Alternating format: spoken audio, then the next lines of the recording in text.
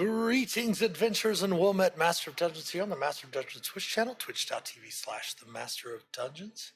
It is the second Tuesday, I'm going to count them up, the second Tuesday in August, which means it's time for another episode of Vecna, Eve of Ruin, playing the hardcover 50th anniversary adventure as a homebrew game. With our adventurers. Hope everyone's having a wonderful evening so far tonight. We are going to be missing Blink the next couple of sessions. I don't know, he was over somewhere in France watching some sort of big sports ball event that was going on all over the world or something. I don't know. He was at the Olympics, but he's got some other things going on with the family and stuff for the rest of this month, so he will not be joining us for the next couple of sessions, but he will be here in spirit. But let's go ahead and remind the viewers of who everyone else is playing that is here. So go ahead and make sure to give us the description of your character, including your mechanics of your race, class, and level, the pronouns for your character, etc. So let's go ahead and begin with Agnoth. Agnoth, go ahead and remind everyone who you are playing. Sure thing. Agnoth is a gnoll, which mechanically is custom lineage from undeath in Exandria's Crime Dynasty, so that's the critical role setting. He is an artificer, specifically an armorer, runs around a big robot suit, more or less. After he joins the rest of the 10 Eagles, they went looking for somebody named Alexian, and somewhere along the way got sucked into a place called Faerun. So that's led to a year of trying to work out what to do, although we've gotten the idea that, now there's a direction, and we just have to work out what it has to do with these funny Vecna cultists. All right, thank you, Agnoth. And then we have Captain Renly. I'm distraught. I'm sad. For we were without Blink. No, Captain Renly is an Aasimar, fathomless, Pact of the Tome warlock. The captain and myself are both he, him pronouns, and yes, I am also from the Critical Role setting in Nogvarat specifically, and was delving through the depths of the water trying to help Alexian when we came over here into this Faerun place that they call it, I think, and now I'm just trying to make my way the best way I know how in Neverwinter with the rest of the 10 Eels, and have found myself in this mausoleum with no baddies at all. Thank you, Captain Renly. And then we have Das the Blessed. Yes, so Talos here playing Das the Blessed, both he, him. Das the Blessed, also known as Das the Best, at least by his own name, is a 6'8" or so minotaur, well over 7 foot, with his horns included. A Oath of Conquest paladin. Unlike his colleagues, he hails from a different Kryn. He hails from the Dragonlance setting, from the continent of Ansalon, where he was adventuring with a different merry band of adventurers through a lost city and trying to find weapons and methods to fight back against the Dragon Queen and her armies, when he was suddenly plucked and found himself landing in a strange land with this strange crew. He has since come to somewhat understand how they operate, but he also is always confident and always eager to fight evil and find a new way to show he's the best. There we go. Thank you very much, Das. And then we have Devana. Devana and myself, Sarah, are both she, her. Devana is a Twilight cleric and one of the OG Tennille's. She is custom lineage. So you look at her and she might be an elf. She's very tall, slender like an elf, has those pointy ears, but her ashen skin is covered in golden celestial tattoos. And as she turns around, she has a tail. She uses her tail to communicate frequently. And she hails from the Critical Role setting, but technically she says she is from those mountains over there, and she will just point to the furthest mountains because she is being chased by absolutely no one. So that is Devana and her backstory. All right, thank you, Devana. And then we have Minerva. I thought I went mute for a second. Okay. This is Dana. She, they. I'm playing Minerva, she, her. Also from the Critical Role setting. She was the proprietor of Moore's Curiosities in Port Damali. She comes from a very large merchant family in the Menagerie Coast. And she'd adventured with all these folks. Found herself in the water outside of Neverwinter, and for the past year has been running another franchise of Moore's Curiosity after taking over the shop from a previous proprietor. Anyway, she is mechanically an aberrant mind sorcerer. She likes to read your mind. She has been in her travels trying to find odd artifacts and curiosities. She seemed to come in contact with something that had a warping influence on her and has given her these interesting powers. She is also a variant human. She looks like a Victorian shopkeeper with her hair all piled on top of her head and like a Victorian walking suit, and she has a walking stick. And yeah, and there she seems to be accompanied by an invisible tentacle that will move things around when you're not looking or when you are. All right, thank you, Minerva. Everyone go ahead and begin with inspiration. If you don't have it from the last session. For those that are just joining for tonight's stream, last week the characters had made their way through these catacombs beneath a mausoleum in the Neverdeath graveyard of Neverwinter. Had made across this area here and had come into an area where the cultists were all seeming to just a few cultists hanging out, having some a meal, chatting, and such like that, and were interrupted by the party, where the party had a massive battle with them, with some of the other cultists joining in from different areas nearby.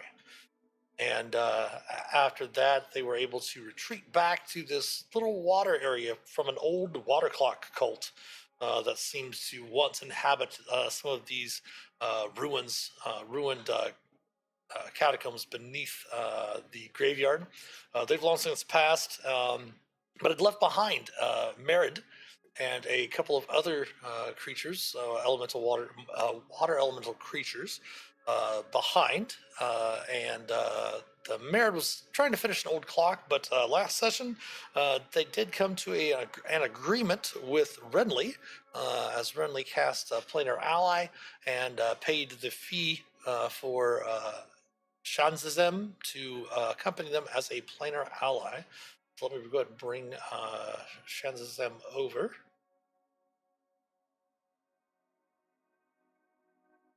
There we go. Yeah, let's bring the viewers over to our screen and our map as well.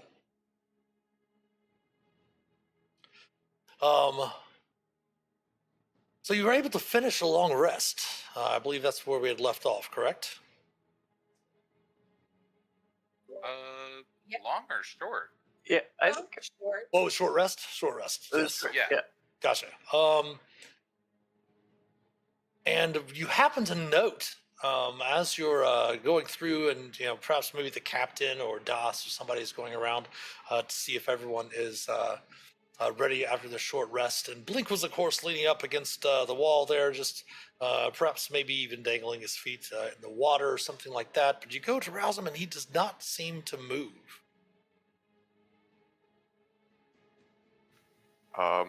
Where's the immovable rod? The immovable rod is back over here. It had locked the Okay, so he area. didn't swallow it. That's good. Correct. He did not swallow it, but it was used. He did use the immovable rod to lock the door, to put it in place with the door back there, to prevent anyone from following you back in here for the short rest. That's correct. Yes. Devana would be very concerned and check his vitals. Sure. Give me a medicine check. Sorry, I did not have my character up yet. apologize. If you have your macros turned on, don't forget you should be able to select your token, and then if you have your macro bar for like skill checks, would be the thing to click, and it should pop up a little button at the bottom of your screen. If anyone does anyone not have their macros on? No. I have them on. I completely forgot about No worries. them. For that reminder. Medicine check incoming. Yeah, looking him over, Devana, he seems to have nothing medically wrong with him at all. It doesn't even seem as if he's breathing. However, you do feel that there's a pulse. It's fairly strong. Captain, he seems okay, other than he's not responding. Blink, come on, quit messing around here. You're worrying Devana, and I'll very, very, very lightly kind of kick him. I'm like, come on now, quit fooling around here. You're worrying Devana. As you kind of jostle him with your foot, he was leaning up against the wall, and he just kind of slumps over to the side. Blink. Oh God, Blink. Devana starts pulling out diamonds, ready to do a restoration. Well, with that medicine check, you note that he's not breathing, but he does have a very strong pulse, as if he were, just sitting there relaxing. He's in some sort of trance. I'll look at Agnoth and be like, well, I can see if he's affected by some sort of weird magic, but you might be better at this. If I can... Wait, hold on. Blink, I order you to wake up. Oh. I'm lost. I don't know what to do now. Nothing happens. Agnoth, you're over there by him. What would you like to do? I'm fine with this too. Oh, no, I don't know. I don't know anything magical. I'll have to use my wand. The suggestion of detect magic, I think, makes sense. I'm going to cast that. It does indeed seem to be affected by perhaps maybe a bit of transmutation magic, as well as a lot of enchantment magic. Transmutation and enchantment. Would Devana know that is something that greater restoration wouldn't help? So I'm struggling here because Devana would be freaking out. So as my character playing, I'm like, she would be freaking out. You're not sure if a greater restoration would work or not from your medicine check. There's nothing physically wrong with him at all. Yeah, as me, I know the character who's playing the gentleman who's playing him is just not here. So I'm trying to reconcile the two. No worries. I'll start again lightly, kind of slapping him back and forth. Blink, Das, you can do everything. Fix him. Yeah, I'm more than willing to punch him in the face if that would help wake him up. Wait a minute. Hold on.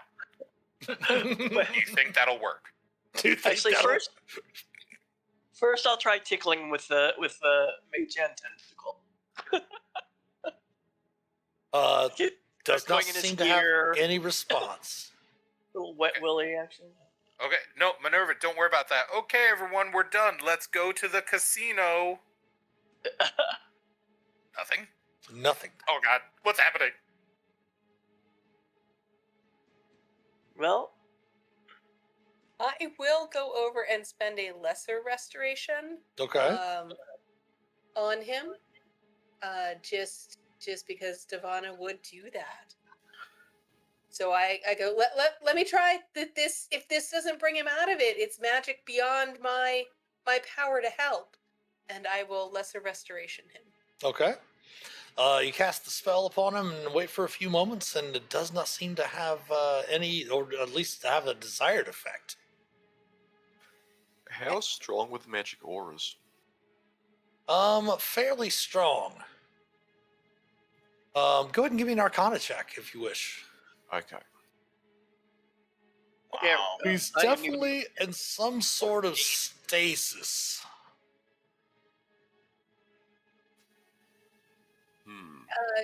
It's some kind of stasis, but I don't know what this is.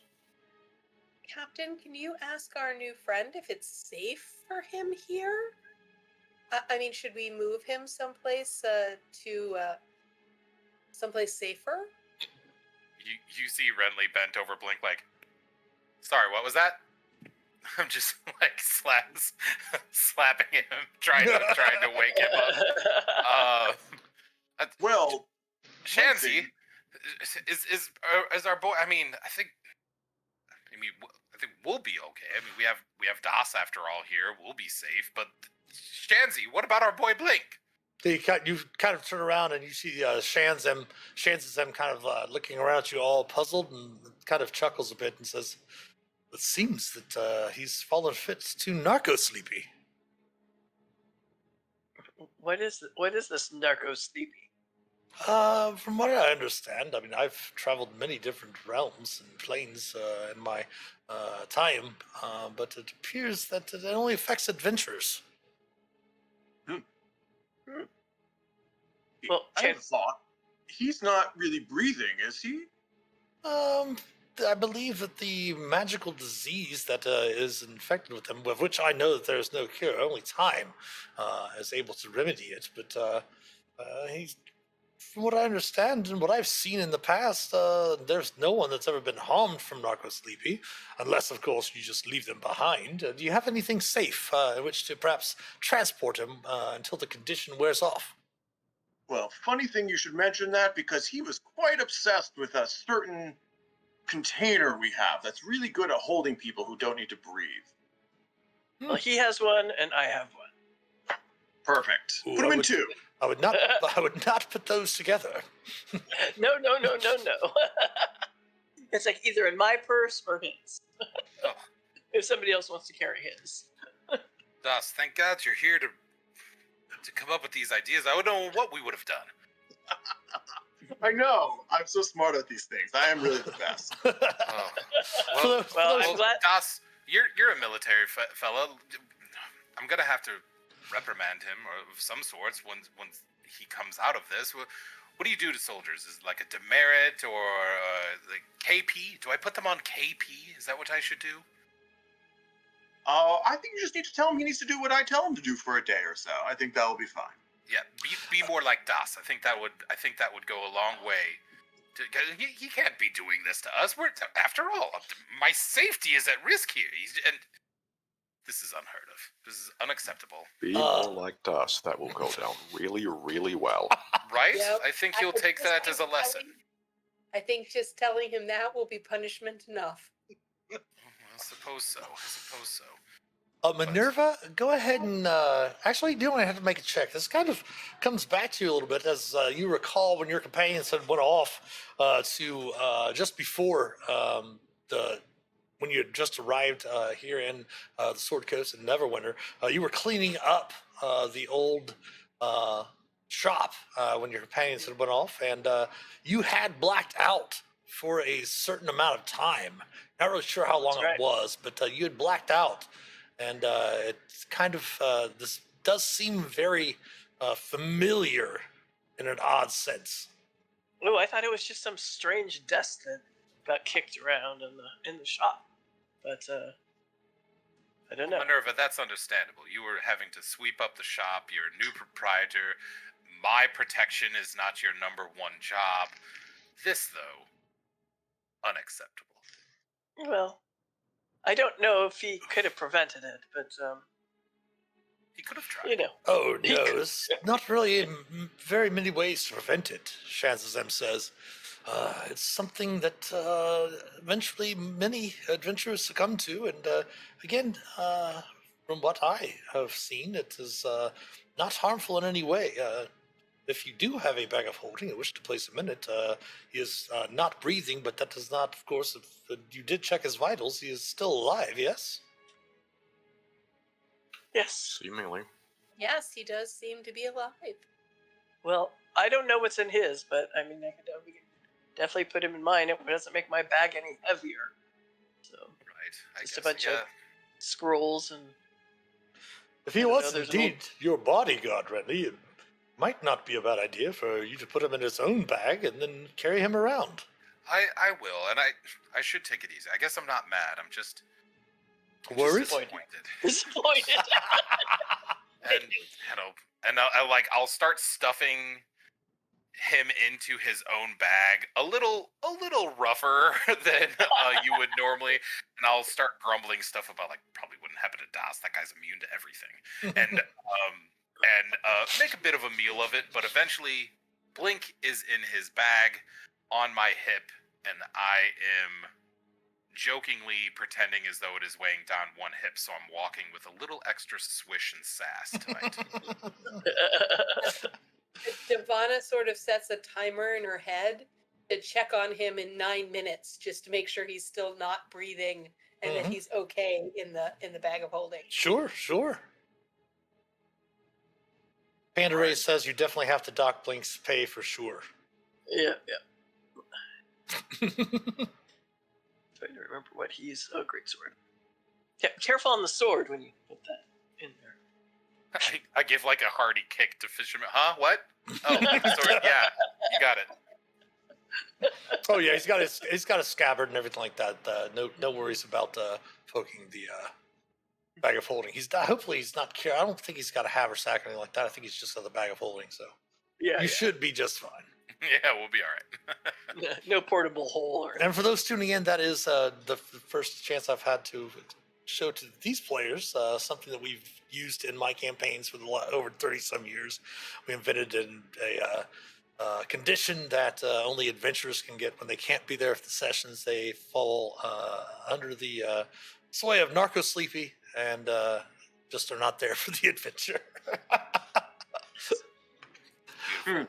All right, so with Blink taken care of, Shanzazem kind of looks at Brinley and kind of smiles a bit and points to his wrist where he's wearing some sort of clockwork thing, as he had been working on that water clock in the other room. He says, time is ticking. All right. Well, so basically, last I checked, we killed a lot of people, maybe everyone, back in that other room. Yes, and to make sure that we don't have anything go missing. Agnoth, do you wanna grab Blink's immovable rod? Make sure we keep a hold on that. Right. Yeah. All right. Well, what do? Do I go through doors first now? Ugh, I'm all a tither. No. Why don't we let Doss go through doors first? Yeah. I'm good at that still. Yeah, Das, the new Blink. Yeah, go ahead, Das. To be fair, I was always opening doors first, and that was never Blink. But I got rid of this rod thing, sure. Shanzazem does temporarily make himself a little bit smaller to fit through the corridors and such with you. I Yes. will deactivate the rod. I assume it's just pushing a button. Yep. And hopefully he remembered not to make it inaccessible. It does not require attunement, so you should be good to go. All right, I put that in probably like a bag somewhere and for later use. Das will have his sword ready, just in case some folks have returned, and open the door. Again, opening the door, you see the chamber as you saw before, except this time, of course, there are more bodies in there. With the tables and chairs have been obviously turned over and upheaved from the battle that took place in here. But you do note that, of course, the water dripping from the pipe into the basin at the southwest or southeast corner, beneath a detailed image of the staring eye gripped in a withered hand, which you hadn't really had a chance to investigate, which is down here. Well, let's take a look. You did note that the door to the south is open, as well as one of the figure did come from that direction, and there's also the door to the west, also, and of course the door to the north.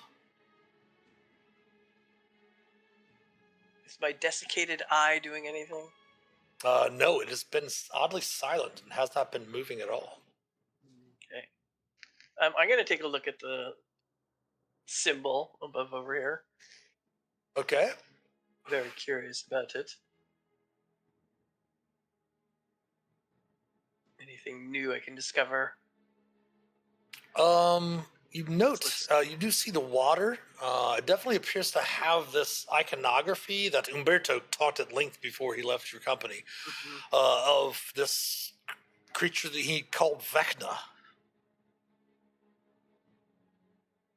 And it's just like a font of water, like a Yeah, it's just a you know, basin. like holy water. A or basin with something. water dripping in it from, you see some of those pipes. If you recall the room where you were in, that Devana had manipulated some of the water pressure, and then it finally turned it down, and now you just see the water kind of just dripping slowly down into the basin itself.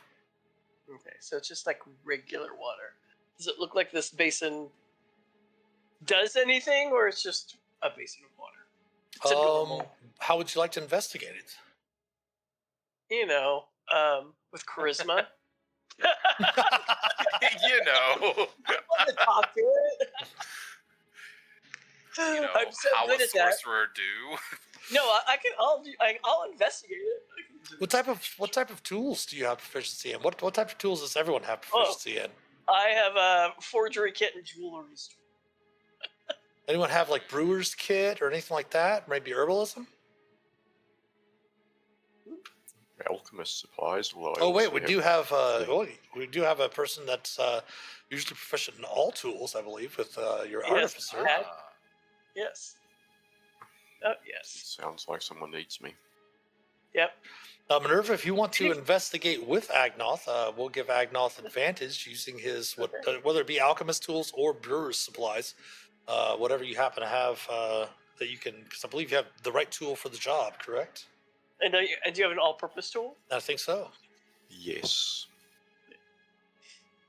Okay, let's see if I can click the right button.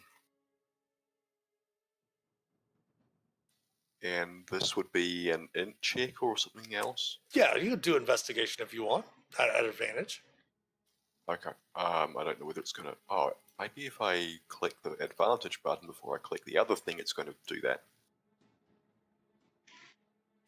There we go. A 14. You can't really tell what it does, but as Minerva had witnessed from just her own casual examination of it, other than the iconography above the basin, it just does appear to be normal water.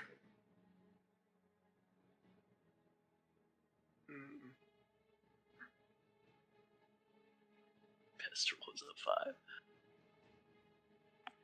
5. Minerva's risky. She's gonna dip her pinky in it and taste it, see if anything weird happens. Go ahead and give me a Constitution saving throw. Awesome. I love it.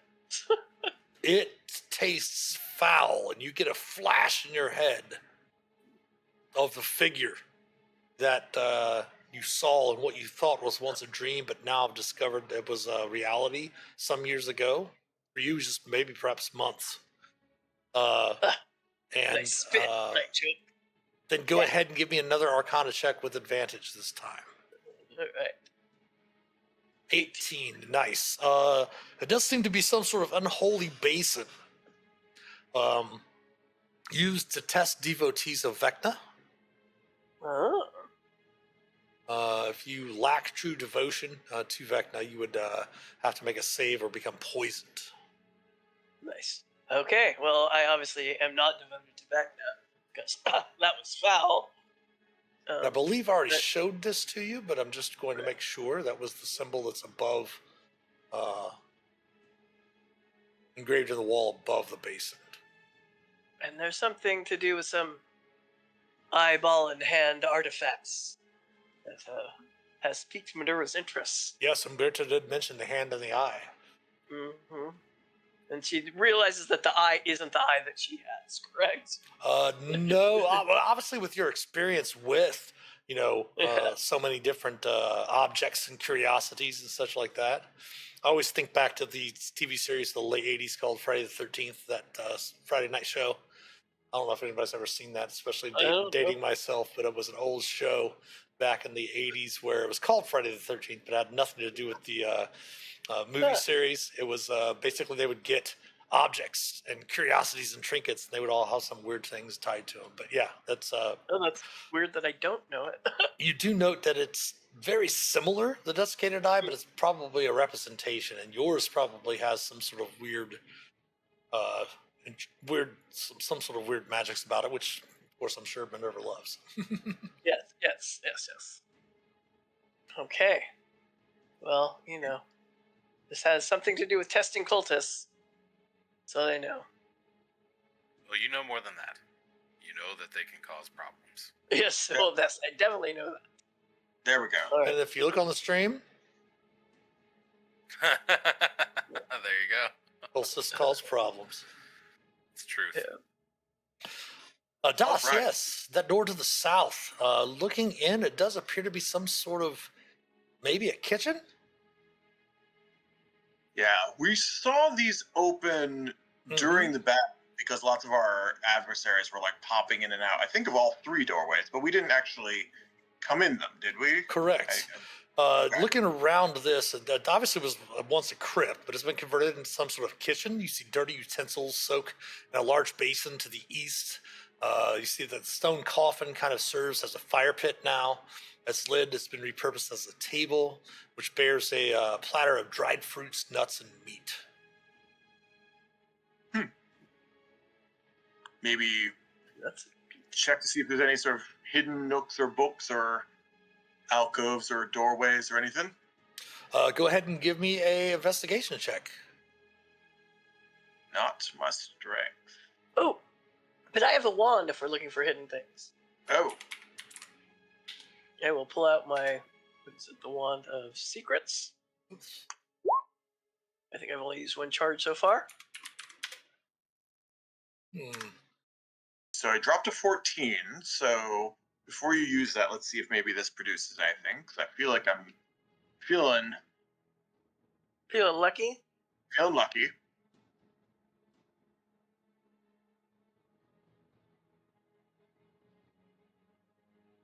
Stone coffin. Looking around, you don't find anything hidden or anything out of the ordinary, other than, of course, the platter bearing the dried fruit, nuts, and dried meats, and the dirty utensils soaking in the large basin to the east. Minerva, how many charges does that thing have? 3, and I've used 1, so I have 2 left.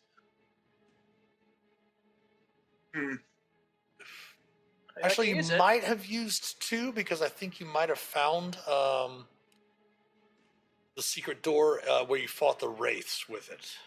So there might be 1 left for now, but you do gain all of them back at dawn. Yeah.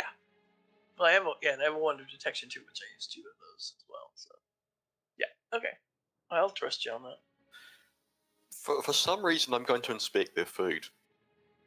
It appears to be. edible? It's just really dried fruits, dried meats and nuts, basically like jerkies, raisins, prunes, etc.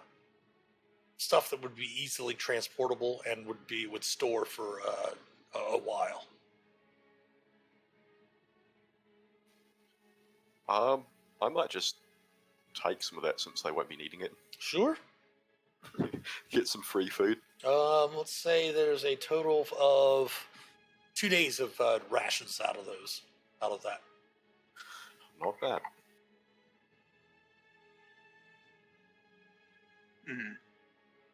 Continuing just to poke around in the other doorways to see what else we've got here. Okay.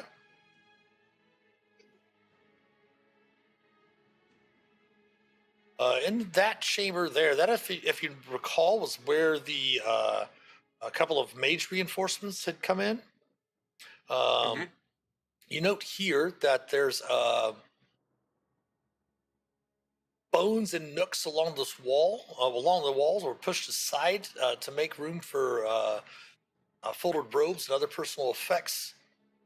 4 narrow cots lie against the north wall, and you do note that a couple of the cots do seem to have recently been vacated, as they've also been vacated from this world because the bodies are still lying out in the main meeting hall area. This is where the mages would have slept. Mm. But you do note, Devana, as you enter in with your passive, that to the south, you see that would have been a nook just like anything else in the room with an urn in it. But it has been rotated and slid along the wall, and you can see that there is a chamber beyond it to the south. Doss, there's another chamber down here. I think there's a door to be opened. Oh, someone take a I look would under the walk bed. by. Yeah, someone take a look at their beds and various, things. If anything I'll of take a interest look. there, I'll look down here.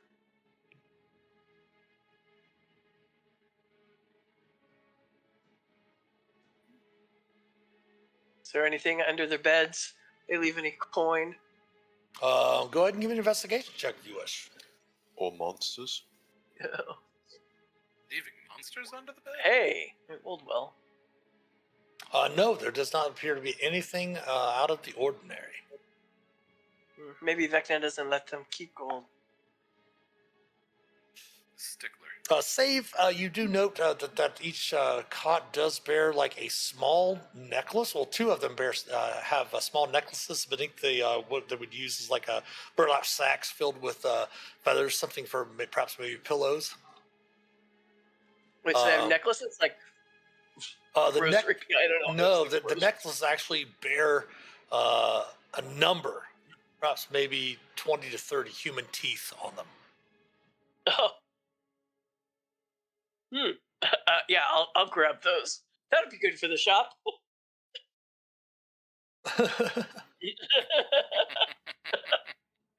You have to have like all kinds of little interesting trinkets. Always looking for a deal, Minerva. Yes, Doss, looking down through the corridor, you can indeed see it was a secret chamber at one time. Obviously, it has been left open, and you can see that there is another secret door that you can plainly see from this side, from inside the hallway here down to the south. Any noises from beyond? Give me a perception check.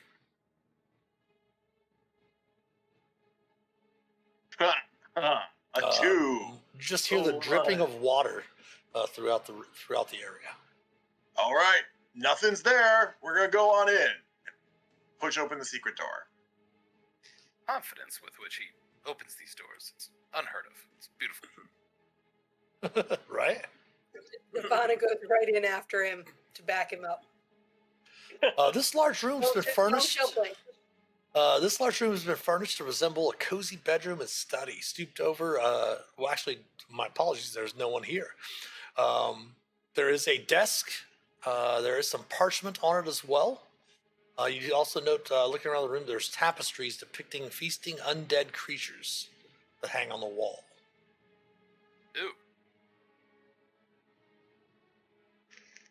Say it again? Pardon? I'm sorry, what about the undead creatures? They're tapestries depicts yes. feasting undead creatures hanging on the wall. There's a desk and parchment. Seems to have some sort of scribbles on them.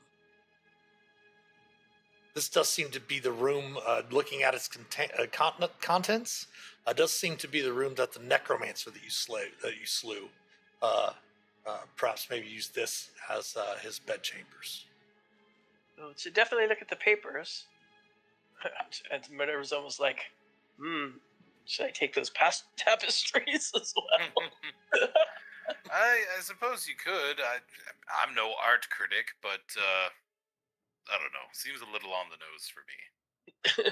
So we're in a mausoleum. We get it. Yep. Yeah, you can totally examine the papers if you wish. Yeah. Oh, yeah. Papers. There's always things with papers. I'm a merchant. I think people write things down. Lists, inventories. Go ahead and give me an investigation check, kind of poring over them. Right. I'm not as good as some people. Yeah. This time I'm like, It definitely seems to be describing some sort of ritual, but you're not really sure exactly what that is. Especially being a sorcerer, not being able to have ritual casting. I'm going to hand it to Agnoth. I'm like, Agnoth, does this make more sense to you? This might be more your cup of tea. I take a look at it. Okay. Give me an investigation check as well. Okay. That's Artificer's gonna do ritual. See, yeah. Oh man. It is. I mean, his notes are just scribbled. They seem to be like scribbled very hastily and fast, almost as if whoever jotted it down wanted to get it down as fast as possible. But it notes some sort of ritual that describes draining and sacrificing a victim's secrets and knowledge. Oh. It does note that the notes illustrate that the first test of the ritual, which was used on a disloyal cultist as the victim, was not up to par. And it does note in some of the margins on the notes and such that they've the necromancer named is Geralt. I'll put that name in chat for you.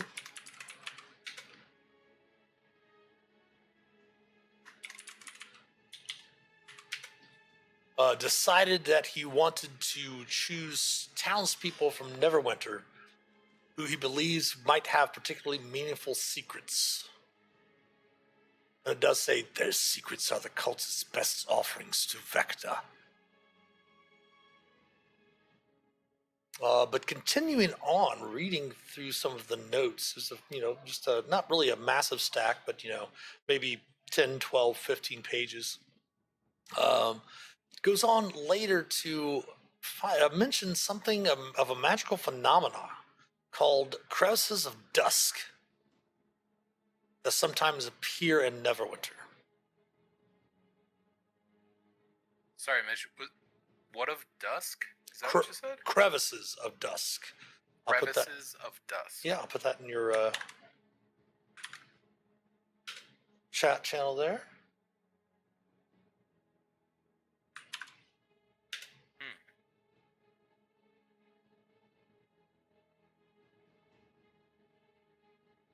They seem to be some sort of magical gateway that connects to an odd plane populated by undead. But it is clear that Geralt doesn't really know much more than that. Does it seem like he was searching for them? It doesn't, but they do. There's notes to indicate that he was very resolute and to learn more after he finishes his current experiments in stealing and offering secrets to Vecna. Right. Mitch, would we be, if Agnoth shares this, would we be able to connect that to what we saw in the dream that wasn't a dream? Depends. Do you share that with everyone, Agnoth? Yeah, this seems like valuable information, especially that it gives a sort of raison d'etre for the what is it, the people that they abducted. They have secrets, right? So that's the thing that ties them together. Yeah. Perhaps, maybe, this might have been a very crude version of that you encountered the first time through. But this definitely seems to perhaps maybe been work upon another person's research as well, which is not mentioned at all.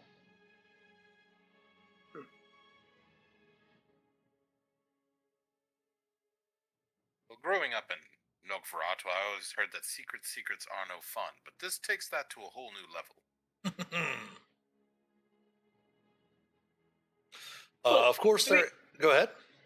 Well, I know mechanically we know that we found some secrets like Umberto's and Sarcel's, right? Mm-hmm. So do our characters connect that we know these might be the secrets that they're after? Probably, yes. Okay. So perhaps the remaining captives, Endrina, and the other one was Eldon, might also have some sort of secrets that they're trying to extract as an offering to Vecna. How it's an offering, you don't really have a clue at the moment. Mm-hmm. Interesting. Like Vectra seems to be interested in secrets. Well, it can't lead to anything good, right? I mean, Vecna's not trying to make sure that there's like more trees around Faerun or anything. That whatever their motives can't be wholesome by any means. So whatever he's doing with these secrets is an evil business, I would say. Seems to like death rather a lot. Yep. You Yeah, do note right. that there is a door to the west in this room, and then there is, of course, a door to the north off of the meeting/common room area, cafeteria, as it were, mess hall. What do we think? Keep exploring over here, or do you think it's important to go to those stairs to the north? I think we're here, so we might as well go here. All right. Sounds good to me. You know what I'm thinking, folks? I'm thinking we killed just about everyone who was already in this place, so I'm not too concerned about there being anyone else. Door open. Perception not needed. I admire his confidence. You really do. So Doss will just go and open the door to the west. All right. Oops, I keep closing it. Sorry. There we go. No worries. See, he was right. You see that there are several narrow doorways lead off this long hall corridor heading to the north. At the very end of the north hallway, you see a door, I believe. Let me see with your dark vision. Yes, you indeed do. And then, of course, you do see a door all the way to the south. All right. So yeah, there. As Devana comes in and clocks this long hallway, Uh-huh. maybe we should go back and try that other door to the north before we explore hallway.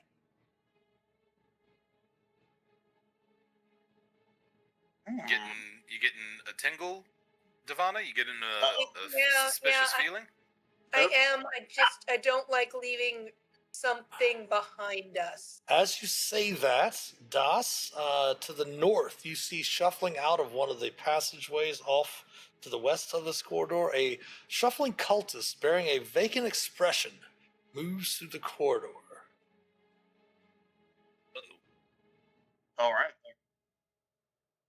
Get ready for some divine smiting. But I'll give Das is a 9 perception, so all right.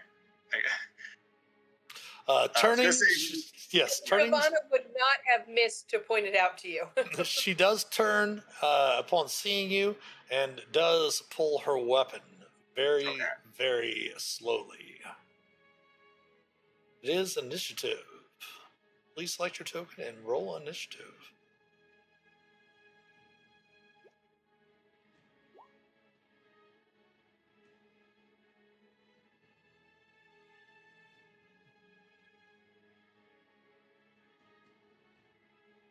So, believe it or not, I rolled initiative with advantage. Oh my goodness. Oh my god, Daniel, that initiative yesterday. 7 was the highest. Yeah, that was special.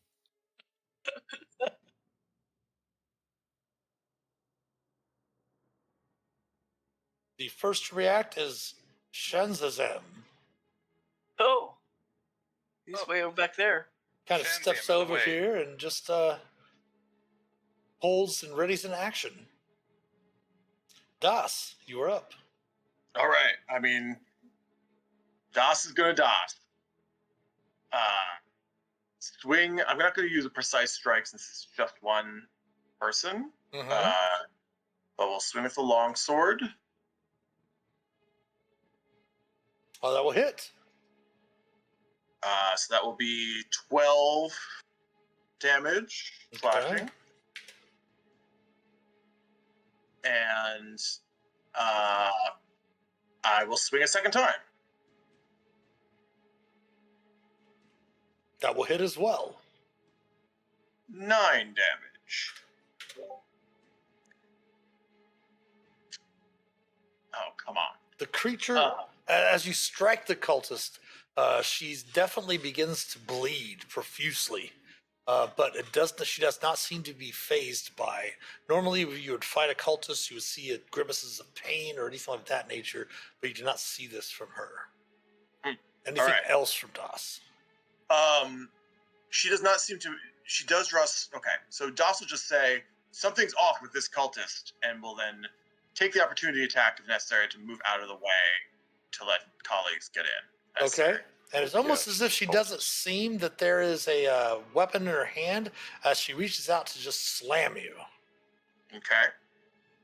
AC of 11 will miss. All right. And I'll move myself out and off to the side. All right, Devana, you are up. Devana will toll the dead. Whoop, that's not what I meant to do.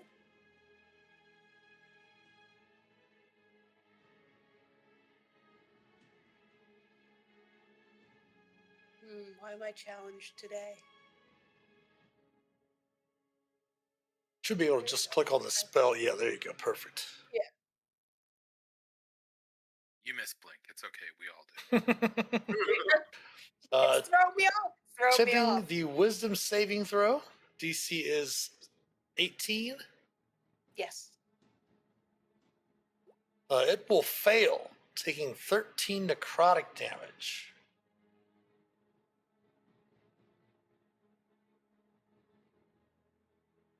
And it will fall to the ground dead. What happened in there? There was a cultist, but they didn't seem right. Yeah. Kind of slow. Didn't use their weapon. Very odd. We'll step over their body and kind of allow others to take a look as well. Sure. There's a door down south too. Okay. What's in that? What's in there? Glad I didn't have to come in and deal with this. All of these small offshoot chambers are obviously were once burial chambers and such, but have long been looted and cleaned out. Okay. Well, to Devana's point, north might connect with the stairs that we didn't take from the previous room. Yeah. Does someone want to check to see, was there anything interesting on this cultist as you walk by its... If you want to examine it, you can. Das leaves that to the more perceptive. Okay. Well, if no one else will, I'll take a look. She seems to be dressed like a cultist. She just go ahead and give me an insight check, if you would, Minerva, just from the descriptions that your companions gave. Yeah, it almost you would suspect that she would be a zombie from the way that they said she was behaving and described it to you. But she indeed seemed to be some sort of human. Perhaps this might have been the person that Jarrett mentioned. Maybe they were trying to use. Yeah. They're guinea pig, as they say. I hear they're a delicacy in Waterdeep. Or those, yeah. So Right. What do you think? North, and maybe that before going south. Devana, says, that feel good? Yeah, my spidey sense says we got to go back for that door behind us. Ugh, don't tell me you got that from eating that. This one the spider egg souffle from the... Is that how you get spidey sense? Yes, Devana. that is exactly how you get spidey sense. Oh, don't be So Devana is suggesting this one all the way back here. Hold tight. Das. Yes, you do note that there is a doorway there, or the hallway there does contain a number of doors and chambers. Doors off of the main hall. And there does appear to be an open chamber towards the end, but yes, it does lead to the stairs that you had mentioned before. Joss will just yell back, "Oh, this is where the stairs to the north were going." Completely unperturbed about maybe alerting anybody. They're all dead. Devana will be looking hesitantly back to the other door behind us, but she will follow the captain's lead. Okay. I mean, I Yeah. guess he's right. Doss, give me a perception check. Minerva wants to go where the muscle is. She's like, he'll affect you more. Yeah. 8. All right. Renly, as you come around the corner, you see that as Doss is talking back to you, the door right beside him opens up, and you see two creatures. They are going to swing at Doss first, and then we'll roll initiative. Well, he said they're all dead, so I guess technically he's not wrong.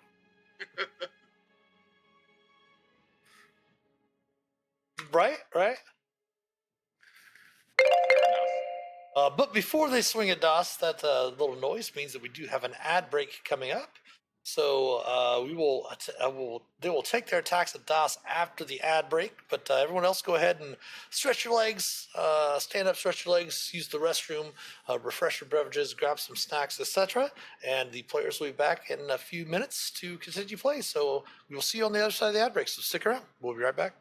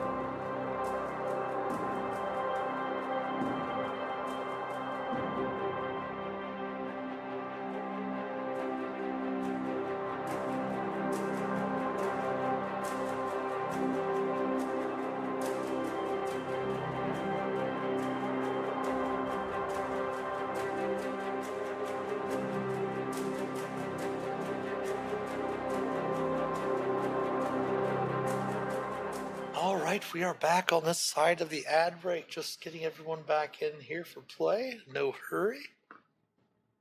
So for those watching, you might have noticed behind me, I did not have our Eve of Vecna, or Vecna Eve of Ruin hardcover like I normally have. We do have the new Player's Handbook 2024 edition. If you haven't had a chance to see it yet, there's been lots of videos discussing it.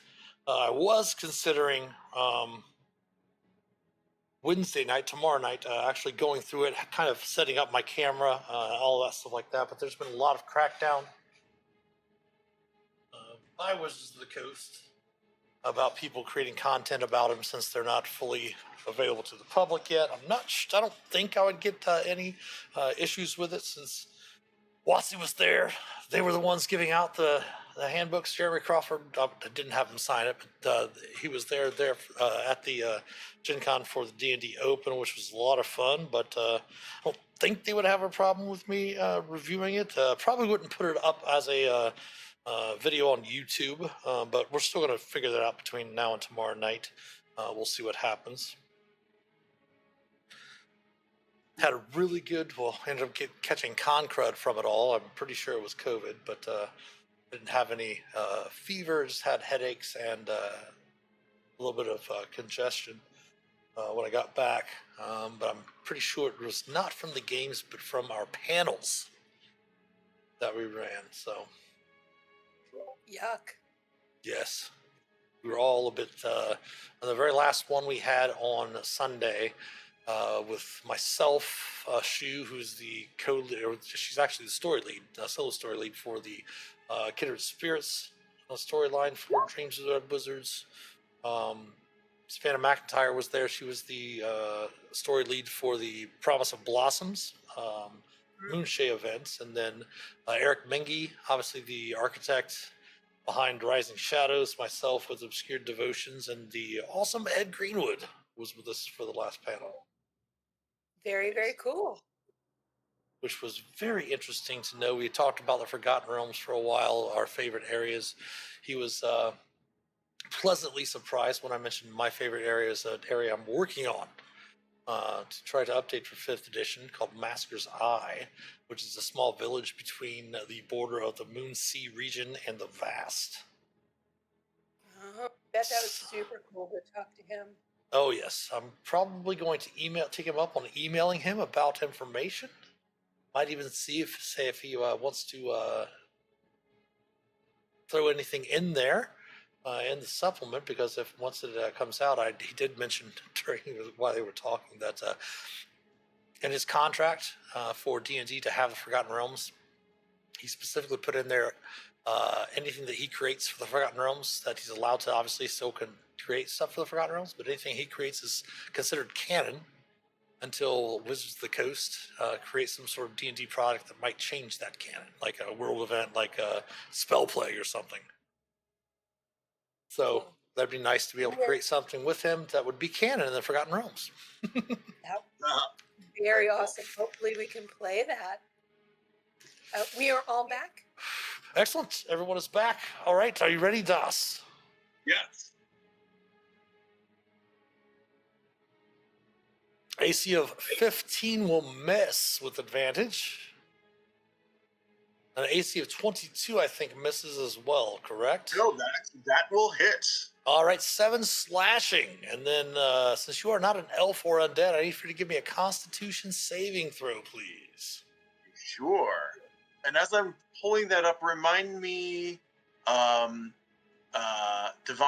/ Mitch, are temporary hit points still up? Yes, you did not take a long rest, so they should still be up, yes.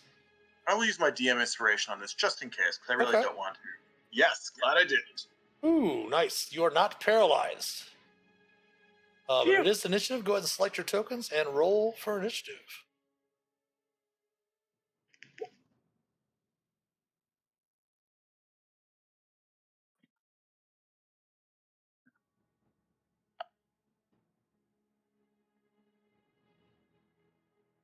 Nice.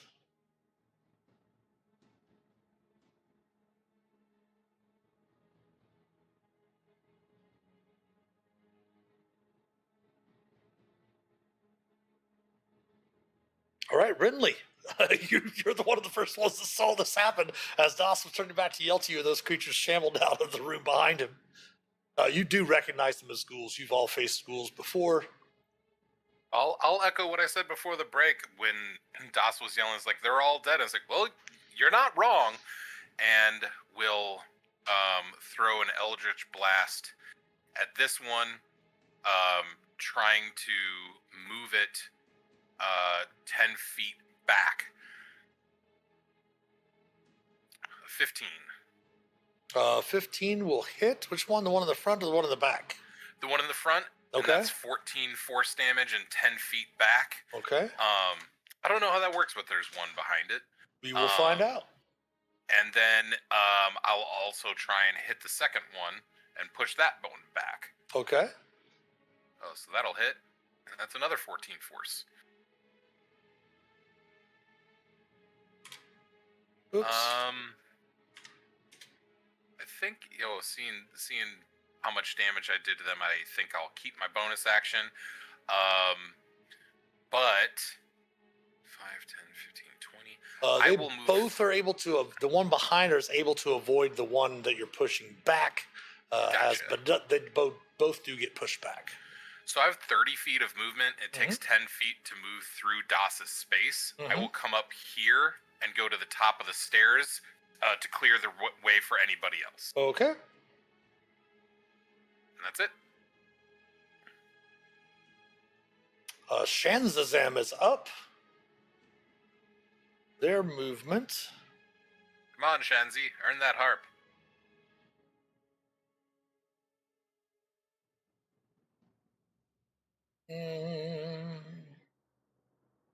He can fly.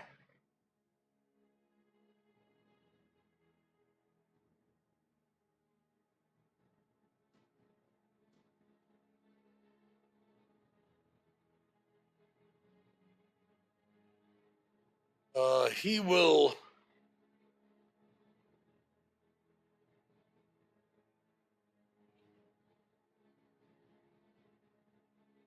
He can't really do that. He's just going to throw one of his tridents. He does have a pack on him that has a number of tridents. He's going to throw one at the one in front, which will kill that one. They will toss his other trident as well. Oh, critically missing. Devana, you are up.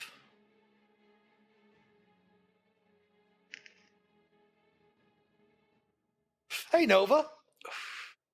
I did get back to you in Discord. I, of course, will have to wait until after the stream to check that out, but I will definitely investigate that for you.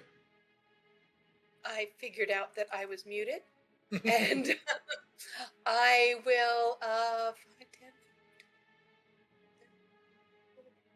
I feel like I have to step up a little bit, and then I will cast Toll the Dead. Attempting its wisdom saving throw. 18, please. He will fail, 13 necrotic. and he is dead as well. Taking you out of combat. Nice. Keep missing the fight. I like to think that basically Doss was like turned around and yelling to all that like no one's here, and these ghouls came out and like basically before he could even turn around to look back at them, you guys took them all out. Right. I will move forward and put warning bond on Doss. He is making me nervous. So Das, just a note. Gentle critique, just advice. Maybe there are other people in this mausoleum that we have no idea how big it is. Fair enough. And He still- Doss, that gives you a +1 to your AC, and Yes, you are now resistant to all damage. that's right. And you take the other half of that, right? Yep. Yes, sirree. All right. So don't Well, get hit. Yeah. That is a good way of getting someone to behave. I did see that, Nova. Unfortunately, that's I need to make sure I completely forgot to take that out of there. That's for the 7 days to die stream. But what I'll let you do is go ahead and choose one of our players, and I'll let you give them advantage to their next D20 roll. How's that sound? Yay.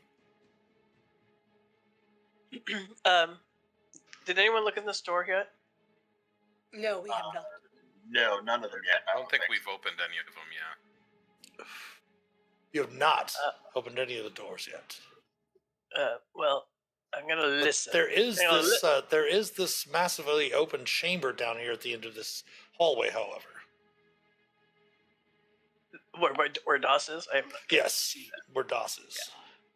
Well, I'm like listening at this door. Sure. I don't want anything. Do I hear? Sorry, anything? I did not mean to move my character around the corner when you move the. when No you worries, click no for worries. it, move my screen. So. So what perception? I'm so good at perception. Oh, look it! I rolled well. Listening at the door. You don't hear anything. However, the stench is overpowering. Like what kind of stench? Like rotting body stench? Like sewer stench. Like foul sewer stench. Ew. Maybe later. I don't know. It's kind of stinky in there. Anyone want to go in?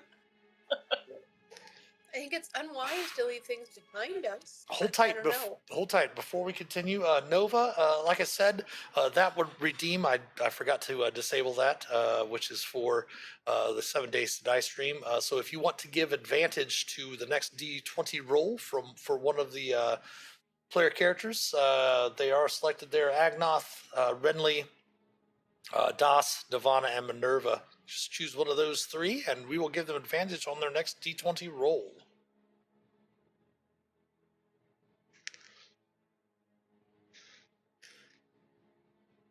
And while we're waiting for that, go ahead and continue, players.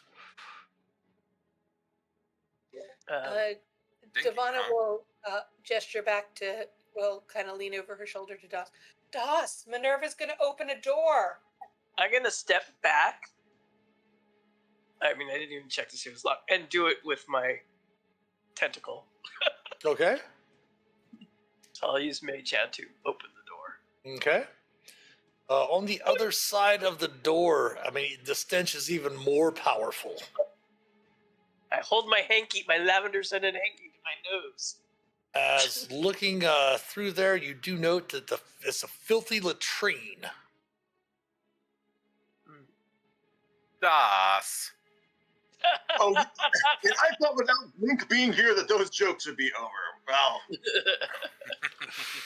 I mean, it probably looks like too much for even my spells. I mean, to take it's care of like right now. from this distance here, it looks just like some sort of pit with a few boards across it. I close the door. Okay. It's smelly in there. I don't know. I don't know if there's anything else to look, but No, some Can treasure's you not worth ask it. your tentacle to close the door? I did. I closed it. Oh, okay. That's just where we can see it because this is open. Close. All right. I might as well listen at this other door that I'm right near. I'm not going to get the same perception check probably, but nope. I don't hear anything. To the south, you don't hear anything. There is a rather large red X painted on it in red, however. Ooh. Do I have any idea what that might denote? No inkling whatsoever.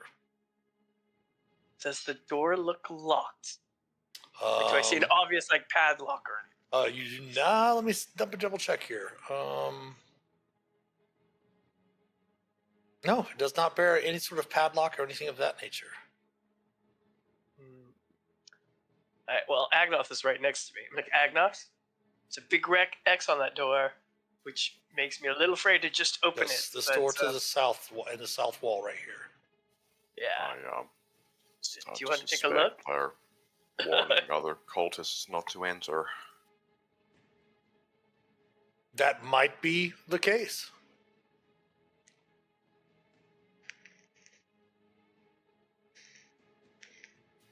Does it look dangerous?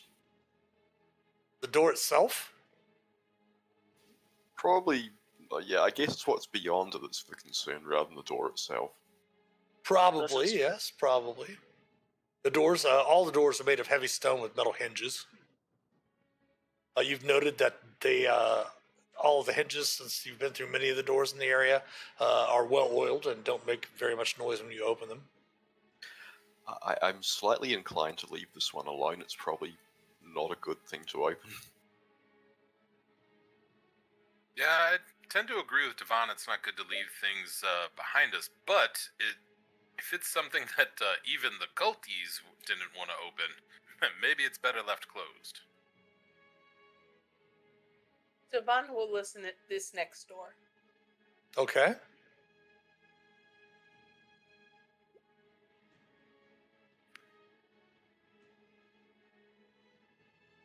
Uh, 14, you hear what appears to be, you can't really necessarily make it out, but perhaps maybe shuffling. I mean, we are looking for prisoners, right? Minerva's gonna knock. Minerva's gonna knock on this door. There's something behind this one, I say. Oh, yeah. I will scoot back behind Minerva. Okay. Minerva, are you knocking on the X door or are you knocking on the shuffling door? I'm knocking on the X door. Just knocking. Just to hear and trying to listen, or have Devana listen as I do it. I guess we shouldn't leave any stone unturned if we're looking for prisoners. Yeah. I mean, I don't think they're in the latrine. Good call. I hope not. If they are, there's no hope for them. So I knock on the door, and after a few moments, there's no response. So Devon doesn't hear anything either. Okay. I'm so tempted to cast Arcane Eye. Put it in there. I'm going to look at the shuffle. Well, I would note, Minerva, that you that was discussed, and if you recall the divinations, when the reason why they don't work. They don't work down here. Yeah. Thank you for reminding me. Okay, well, I'm like, I want to check this one on our way back then. If it's really, really important to you, Minerva, I'll look through the door on our way back. Yeah. All right, so Das and Renly, of course, there's the door to the north of Agnoth that Devon listened at. She said there's something behind there. She did hear some shoveling. Anything suspicious about the door itself? Traps? Anything like that? If you want to investigate the door, feel free to do so. Give me an investigation check. Nothing out of the ordinary. Well, I suspect it could be like a ghoul or a zombie, but there's only one way to find out, so I will open the door. Could be Maybe I'll try to be quiet about it. Well, before you do that, however, I wanted to come back over to Das and Renly at the other end down there. Das, the door to the north of you that's opened, It's a squalid cell and has nothing but a bucket and a small heap of filthy blankets. That's it. From what you can see. All right. I'll poke around it quickly. See if there's anything. As you do, poking through the blankets, you do hear like a small thump, like maybe perhaps a book or something in there. Oh. And who says I don't like to read? And I'll pick it up. It does seem to be a notebook written by a person named Eldon. Oh, that's one of our. All right. It's filled with cramped writing about extraplanar intersections, planar conjunctions, and similar esoterica. Doss, finding the book itself, proud that he found the book, but not actually interested in reading the book, will walk out and hand it to Renly, saying, "I'm sure this is of use. I found it." Well done. Yes, books can be of use. I don't have time to explain to you now why, but we'll set a time later, Doss. Don't worry, and I'll pat him on the shoulder. I'm very good at reading. I just figured that it's a better use of our time for you to be doing the reading while I do the fighting. Yes, I get that, Doss. I like how we're using progressively more condescending tones. That's so funny. Okay, so I'm going to say yes. It's most important for me to take a look at this and to go over it and pore over it and make sure I get all of the very, very important information. Agnoth, I found a book. Right. You like books. It has information in it. Noting, you see Agnoth preparing to open the door to the north. Oh, sorry. Yeah, that's right. You're opening doors. We'll come back to it.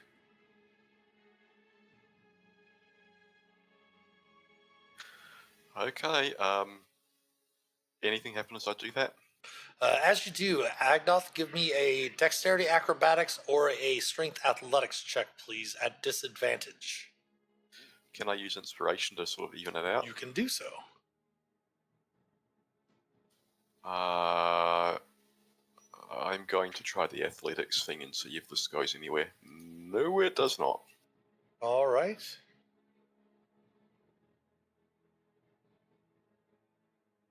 I thought you were using inspiration. But I had disadvantage, so. Oh. You are grabbed Oh, yeah. and flung over to here Oh no. against the back wall. Uh-oh. You will take I run forward. 8 bludgeoning damage. Oh, it is, before you run forward, it is initiative. Okay. Alright, I'll go back. Agnoth, if you didn't want to read the book, just say, whoa! Oh, oh my. I guess I am running forward.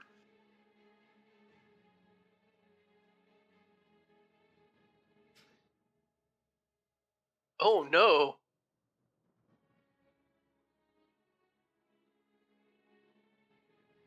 That was an unfortunate initiative roll for me. And then we need your planar ally.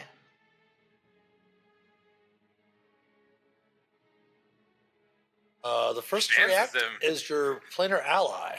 He's getting it. Yeah, he has a great initiative.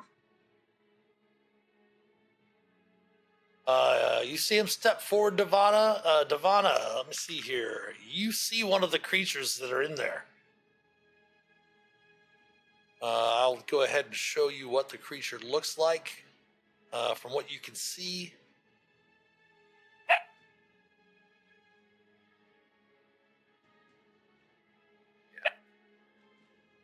I turn and say, "It looks like that gorilla thing Minerva used to turn into." And then, actually, the preview there we go. Then Shanzazem is going to blast a jet of water in their direction. Getting both of them?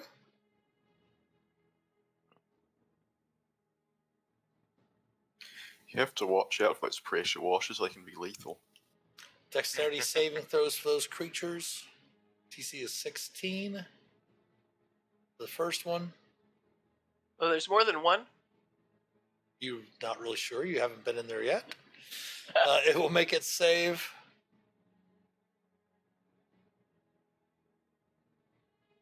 Takes half the bludgeoning damage. Okay. That will be 10. Attempting the dexterity save for the other. It will make it save as well, taking only 10. He's going to move further inside.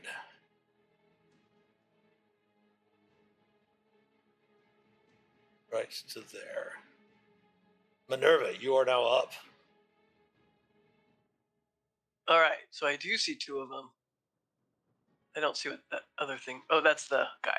All right.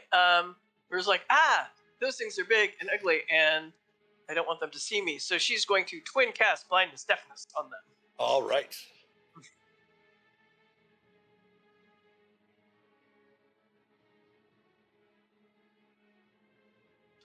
That's 2 sorcery points. Save is 18. We'll try the one to the north first. Con save. We'll make the save. Of course it will. One to the south. Give me a shot. We'll make his save. All right, and I go back. Like, sorry, that didn't work. No worries, Nova. I was going to give you, since what you redeemed is actually for a different video game that I do on Monday nights and sometimes Wednesdays. If you want to instead, we'll use that as a redemption for giving advantage to one of the players. So if you want to select one of the players, whether it be Renly, Das, Devana, Minerva, or Agnoth, they will get a advantage on the next D20 roll. So go ahead and put one of their names in. Put one of their names in chat for us there. What were you saying? I'm sorry, Devana? Agnoth is next. That is I'm true. just letting Nova know that. That would he did say whoever seems to be the most trouble at the given time. So Agnoth, you're next. You do have advantage on your next D20 thanks to Nova Drake. Well, this looks like either bad or fun or a bit of both. So Agnoth is just going to chuckle at this situation and note that these things have very big fists, and he'll see if his fists can hold up to it. 2 swings with Thunder Gauntlets, and I guess the first one is going to be at advantage. Yes.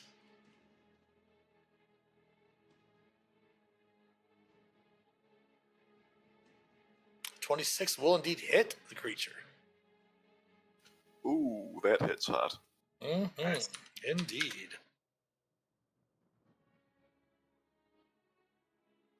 And second attack will be normal. 27 will hit too. Okay, do I have any good bonus actions? Kind of. I will use my defensive field ability to get back to 10 temporary hit points. Okay. But I'm going to stay here because, well, moving out looks like it's not going to work anyway, so might as well just make the most of it. And you are one of the best armored characters as a Yep, tank. that's the hope. Yeah. All right. Agnoth's turn is finished. Das. All right. So we're going to move on in. 1, 2, 3, 4, 5. Hello. 6. And we will give a swing at this guy right in front of us. So I'm not going to try to frighten these guys or do anything else fancy. We're just going to swing at them.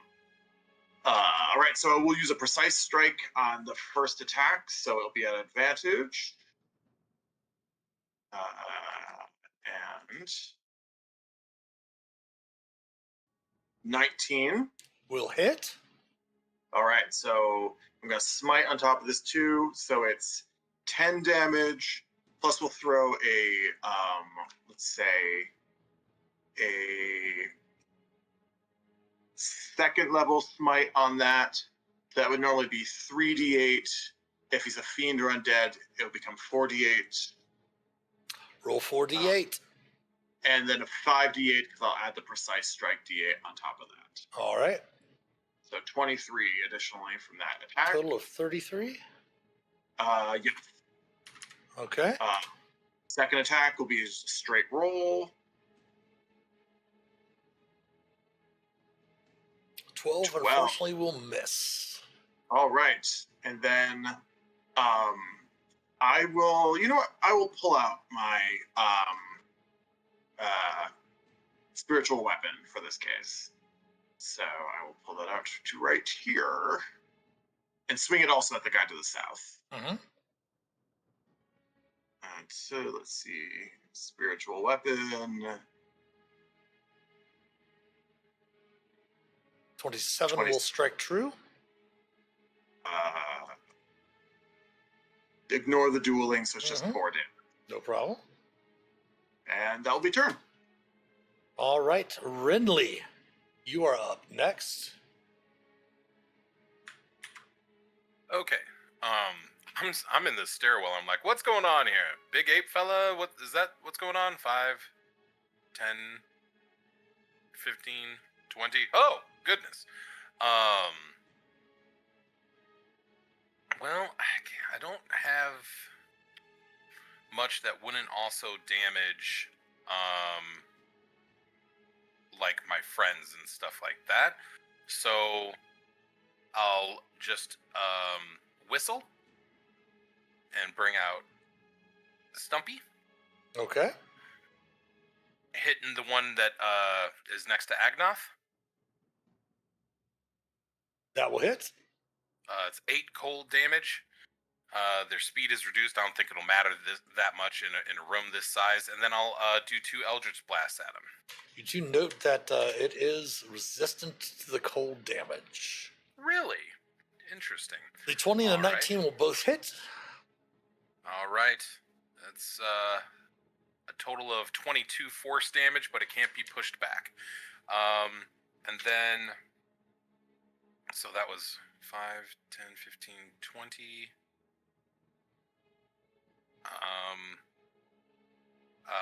I'll move to the, whoops, sorry, Stumpy. I'll move to the left. Sorry, Minerva, you'll be able to get by me, but I want to give the clear it for Devana, and that's it. All right, the creatures are up.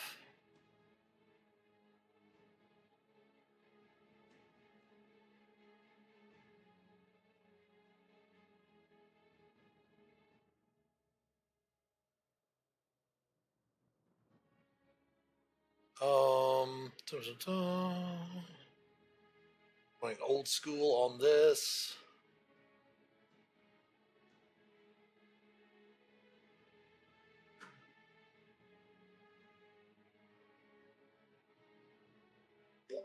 It is never good when your DM rolls the D100. Right. Always a scary thing.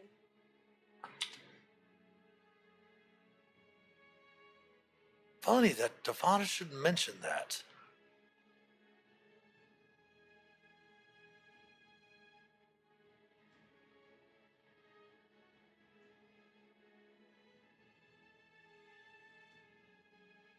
The one up by Agnoth.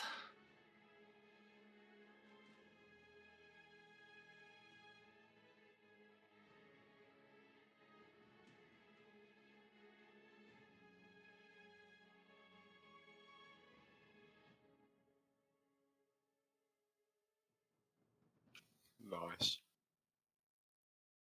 AC of 26 Against Agnoth, that'll hit. for 8 piercing. AC of 22 will. Your AC goes to 25 with shield. Is that right?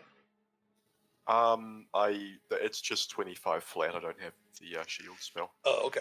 So the 22 will miss, and the other one will miss. I was on mute. I'm going to use my Stumpy Shield to reduce that damage by 5. Excellent. Okay, so I have 7 then, I guess. Yeah. And then the other one will also attack recklessly, attacking Das. 16 will miss Das. 25, I believe, will hit Das Yep. for 8 bludgeoning. All right. So I have both Heavy Armor Master, which reduces it by 3, as well as Divana's Warding Bond. So which happens first? You will reduce it first down to 5. And then you will each take 2 apiece. Cool. Okie dokie. Thank you, Divana. Sorry. Go ahead and drop that warding bond up again for me, if you would, Donna. Absolutely. Sorry, looking for it.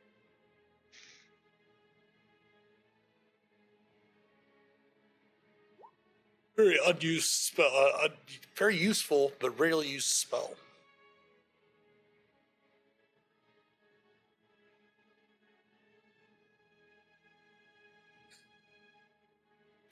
Yeah, that looks like it gives you the numbers you got. There we go. Perfect. All right, and then the one by Divana. Going to attack recklessly as well, using its bite. AC of 14 will miss Divana, right? Yep. Yes. AC of 22. Will hit. So you take 3 bludgeoning, and then Das will take 3 bludgeoning. No, it doesn't split that way. Oh, I it take doesn't the split whole- that way. Oh, you take it all. Okay. No. So I take the full 6. Yes, and then a second attack with his fist will miss. Divana, you are up. Divana was not going to bring out her aura, but now that this second one is next to her, that is what she is going to do. She is going to light up Twilight Sanctuary. So anyone who has less than 12 temporary hit points, please take 12 temporary hit points at the end of your turn.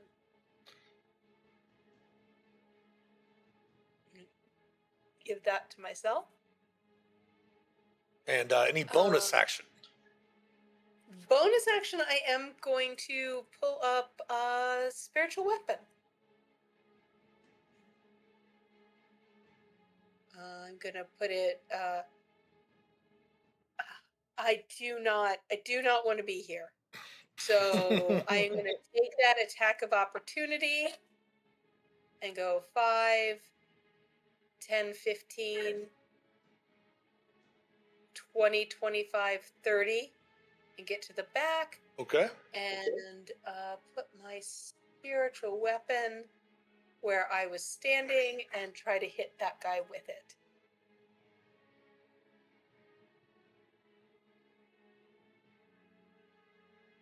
All right. Hopefully Will it attempts to bite you with its opportunity attack.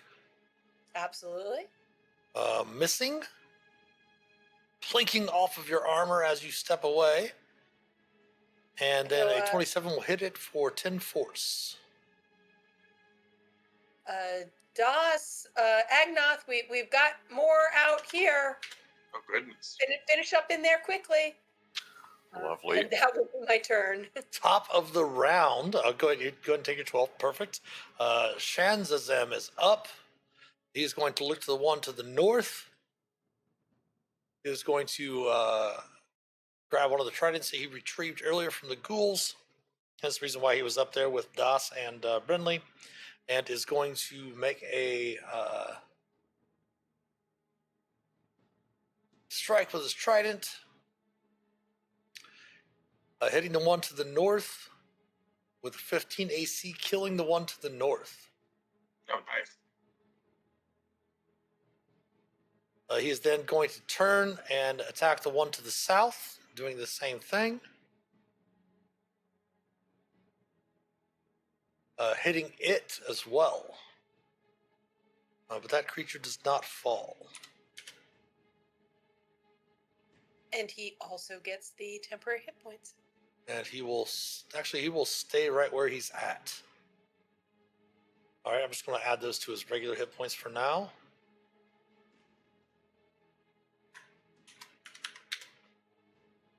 And that brings us to Minerva. Okay. Knowing that she doesn't know anything about how those guys in there are doing, just sees this one. Let's see if I can take him out of commission for a minute, and I'm going to cast Tasha's Hideous Laughter. Okay. It is a wisdom saving throw. Pardon me, I'm sorry. I keep yawning tonight.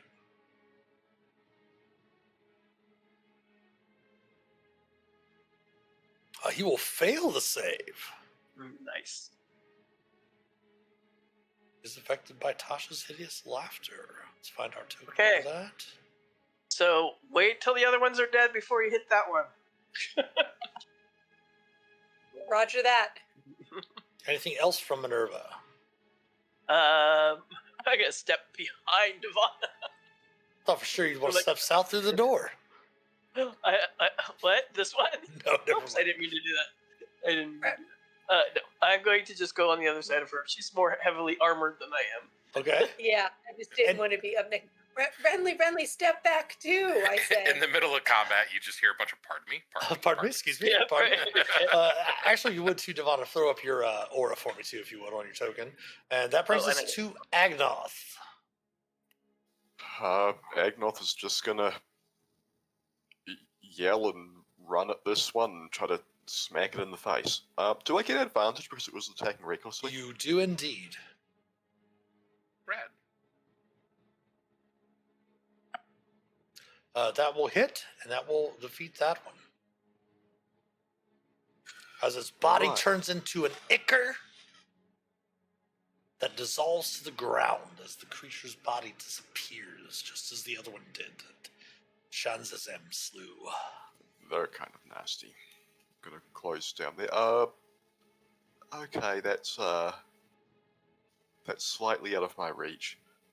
Just through the door and to your left, I say to Das.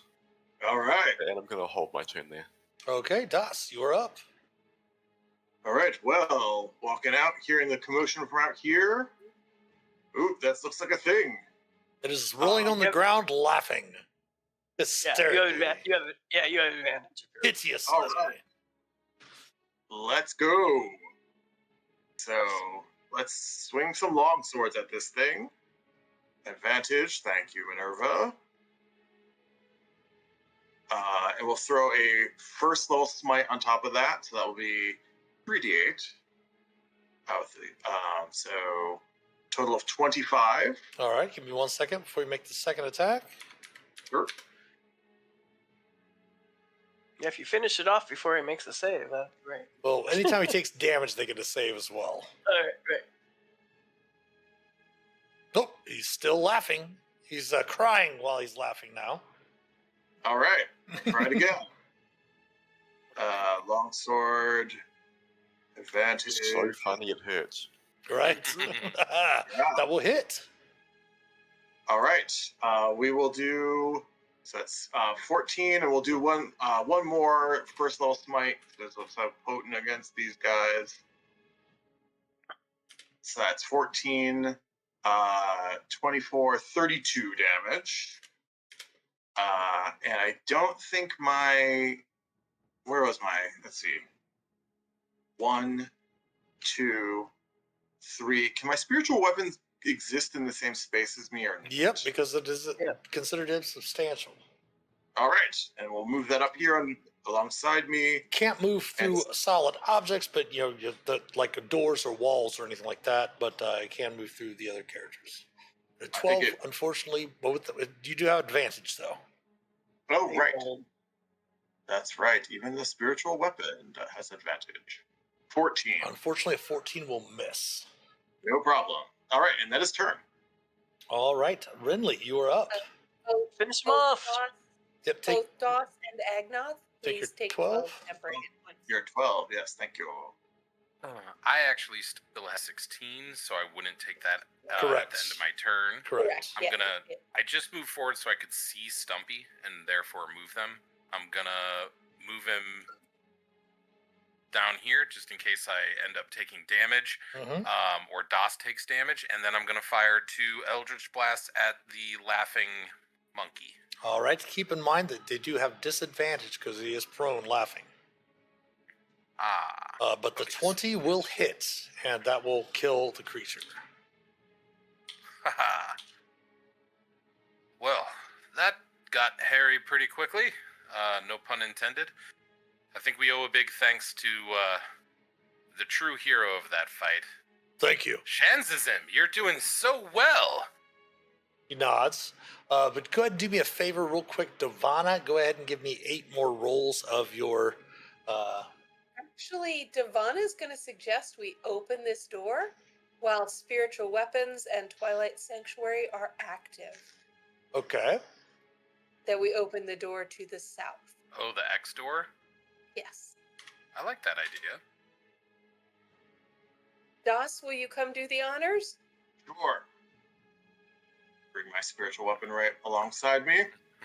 we all have a summoned thing. Okay, so do me I'll one break the root line. favor. Go ahead and give me 2 rolls, because, again, each round 6 seconds. So that Will would be do. fairly quick, but we'll go ahead and advance the turn order instead of me turning it back down to 0. Everybody gets 15 if you have less than 15. Yeah, 15's my high there. So if you have less than 15, take 15. All right.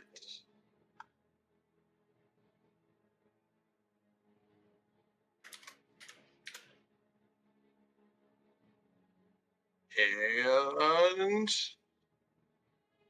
let's go. Boop. The room in front of you, 1 second, there we go. Several urns lie shattered across the floor of this room amid heaps of ash and bone dust.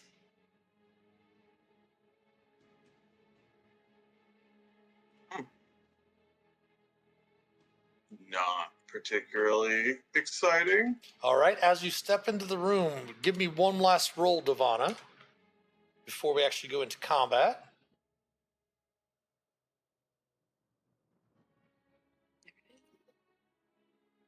Stays with 15. Okay. You see that emerging from the dust and ash as you open the door, entering into the room, they shriek, "Vecnans die!" And you see 2 wraiths We're not form. Vecnans. Go ahead and give me an initiative roll, please. Select your tokens and roll initiative. In with initiative. Hell yeah.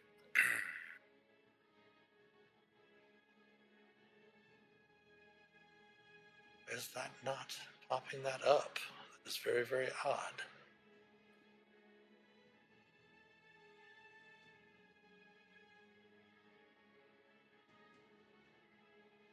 Did not put them on there? They did not put any token actions on their wraiths. I guess that means they don't get to go. Luckily, we have character sheets. Aw, dang. So, Mitch, if I was counting right, that's been 5 Twilight Sanctuaries. I've got 5 more. Yes. Okay. So this will be the top of round 6. Renly, you are up the first step to act. Okay. Das is already in there, though.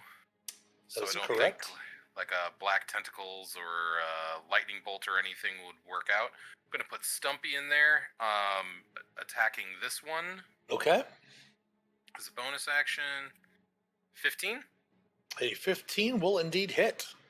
Heck yeah. 6 cold, reduced movement, and then I'll just throw 2 Eldritch Blasts at that one as well. Again, you note that they are resistant to the cold damage, and the natural 1 will miss. Yep. That'll probably do it, though. 7 force, but can't push it back, and then I'll just take 1 step back in case somebody needs to get on the other side of the door, or Shanzazim needs to come in, or anything like that, and that's it. Do you desire to push it back? I thought I couldn't. Do you want because to? It was against the wall. Yeah, Okay. Sure.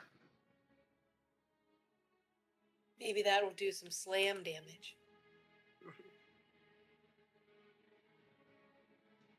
Anything else for Renly? I moved, so my vision isn't in that room anymore. Did anything happen? Back- It's kind of, it's not really Das's turn yet, and anyone that's in there can't really do anything to let you know what happened. But Oh, Devana, okay. Devana, you are up. Devana will send her spiritual weapon in. She'll step forward so she can see. She'll have her spiritual weapon go ahead and hit this one because it's the only one she can actually see. That will hit. 7 force. Oh no, that was Renly's. Oh, my Mine was a apologies. Yeah, 20 will hit. Go ahead. 10. 8 force. 8 force. Mine's better. One more point. My Twilight Sanctuary will go off, but everybody should have more than 14 at this point. And for my action, I will go ahead and Toll the Dead on that one. On the one I can see, the same one I tried to hit. All right. Oops, and it is not wounded. Oh, no, it is wounded. It is wounded. It is okay, as you note that the creature is immune to your necrotic damage. Good to know. It's immune to necrotic, I say. And I will, 5, so I already moved 5, so there's 10, 15, 20. I will move back, clearing the way for Minerva. All right, and with your passive perception, you see a wraith staring you right down the hallway, Devana. Oh, yikes, you pushed him over here. Agnoth, you're up. This is sounding interesting. That's going to be 15, I think. Wait, 15 to... that'll be 20. Okay, so I can get to there. I see one wraith next to Das, and that's the one I'm going to aim for, I think. Okay. Lightning lure. I don't know if they're very good at strength, but hey.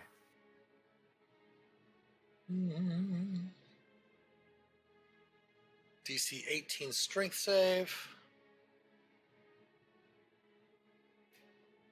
I will fail.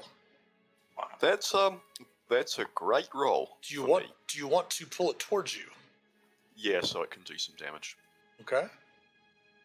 Let me take you note that it only takes half the lightning damage, as it is resistant to lightning as well. Oh, these are resistant to everything.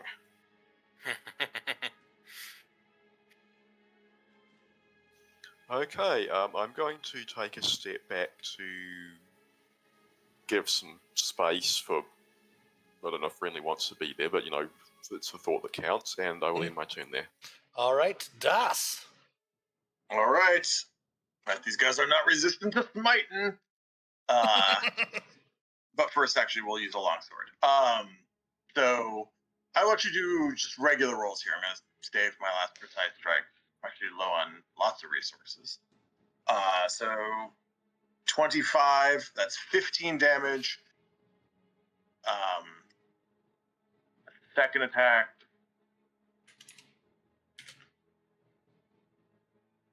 $13 will hit. All right. 11 damage. And then spiritual weapon will crit. Ooh, nice. All right. 11, just the 11 damage there. And I'll move the spiritual weapon here just for ease, and that will be turn. All right. The wraiths are up.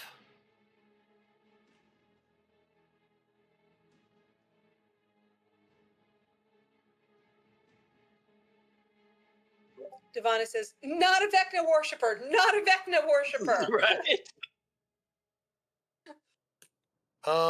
What I want to have them do? That's been dead for longer than a minute. Those corpses aren't there. Those have been dead longer than a minute. So he's going to come up here and attempt to life drain Devana. Oh no. Not a Vecna worshiper. Ooh, critting Devana. Oh no! I will use my thingamabobber to negate You're that crit. thinking about, tell me what. I know what you're thinking about. But tell the Devana, audience. totally It's honest. Honestly, thingamabobber. What is my thingamabobber called? Guardian Emblem. Thank you. Yeah. I'm using that to negate this crit. Okay, of so myself. it's only 17 necrotic then. And then give me a Constitution saving throw, please.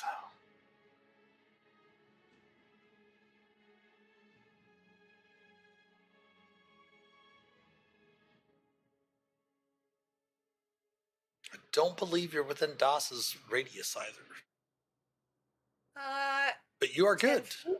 I don't believe I am. 14 was your DC, so you are not. It's not reduced by. I think it would have only been actually 2 points of damage because that was the actual damage taken. Since the others would have been off of your temporary hit points first, so you actually just only take. You should be down at 91 hit points. Yeah. Yep. All right, that was that one. This one will turn to Das and attempt to energy drain Das. Life drain. Missing with an 8. Top of the round, Minerva. Why is that messed up? Does Devon hold a weapon? Oh, it's not the top of the round. I do hold Yes. a weapon, yes. Minerva's turn. I have Okay. a mace one. Cool. I am going to dissonant whispers this one next to Devana Okay. to get it to move away from us. So hit it as it goes if you can. Oh, wait, let me see if I have it here. Dissonant whispers, yeah. Makes it easier. Just at level 1 because I'm running out of higher levels. That one isn't right. I don't know saves, but All right. Let me double check. It's damage, resistance, and immunities. It's not there. Conditions not there. Okay, excellent. Let me go ahead and attempt its wisdom saving throw.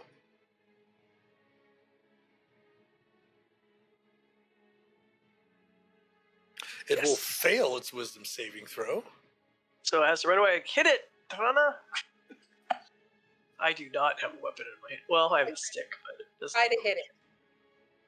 A 13 will hit. Oh, excellent.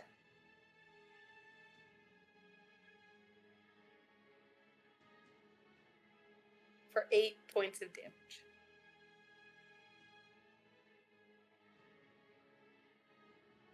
All right.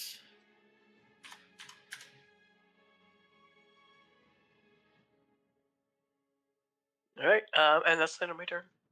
All right. Top of round 7. Shenzazem is up.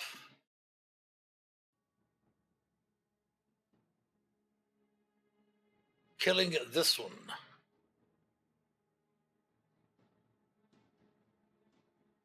Does the other one start coming back? That their turn is not up yet. Okay. Renly, you are up. Actually, he's going to step into here out of the way of Renly. Thank you, Shanzazan. Oh, we do have an ad break. Okay. Oh.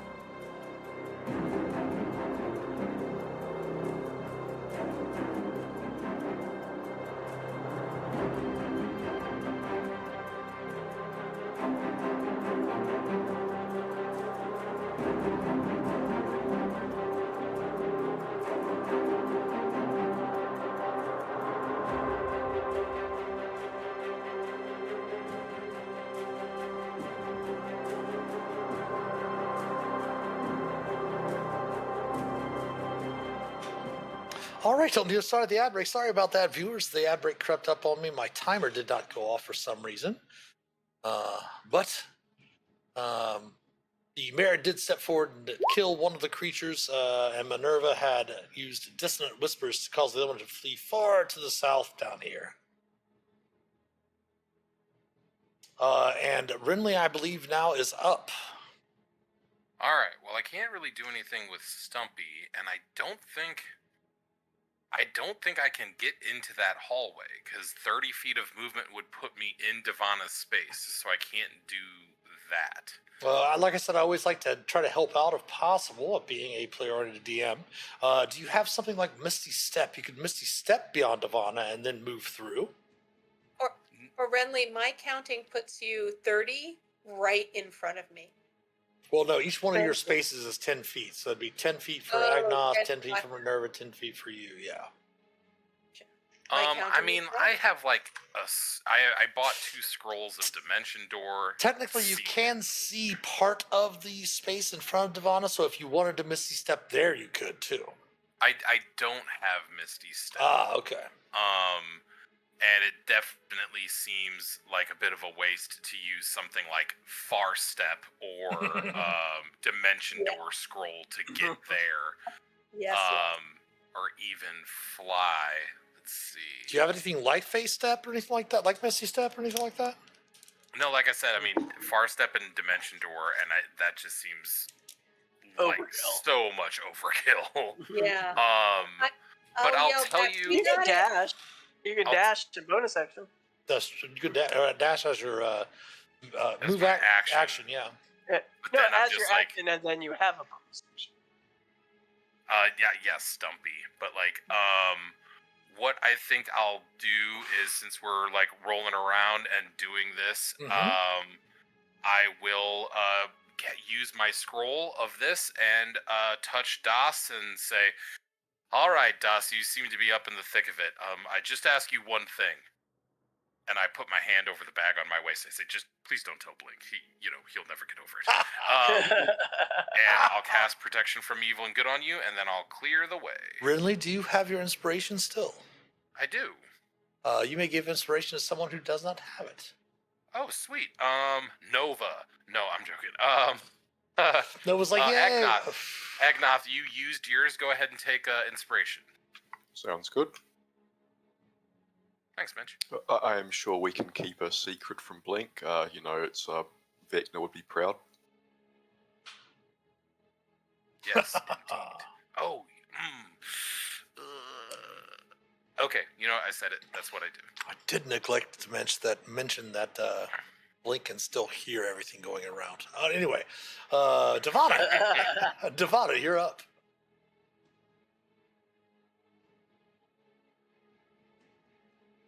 Are you mute? Maybe muted. Devana is unmuting. Thank you. I am going to go ahead and move forward 5, 10, 15. Unmuting is a free action. Thank Exactly. you. No action at all. Yes, exactly. I'm going to regret my spell choices temporarily, as they are all necrotic based.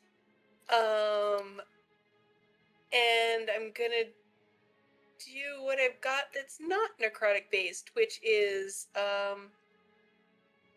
Sacred Flame. So I'm gonna Sacred Flame on down the hall there to hit him. Okay.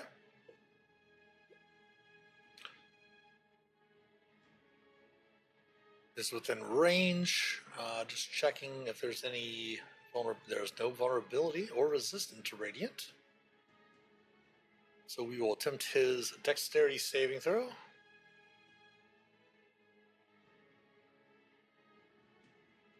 He will fail, taking 15 radiant. I'm gonna just move my token back here so I can see my spiritual weapon. 5, 10, 15, 20.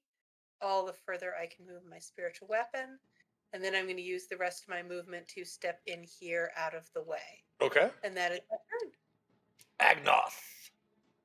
All right, 15 feet to there.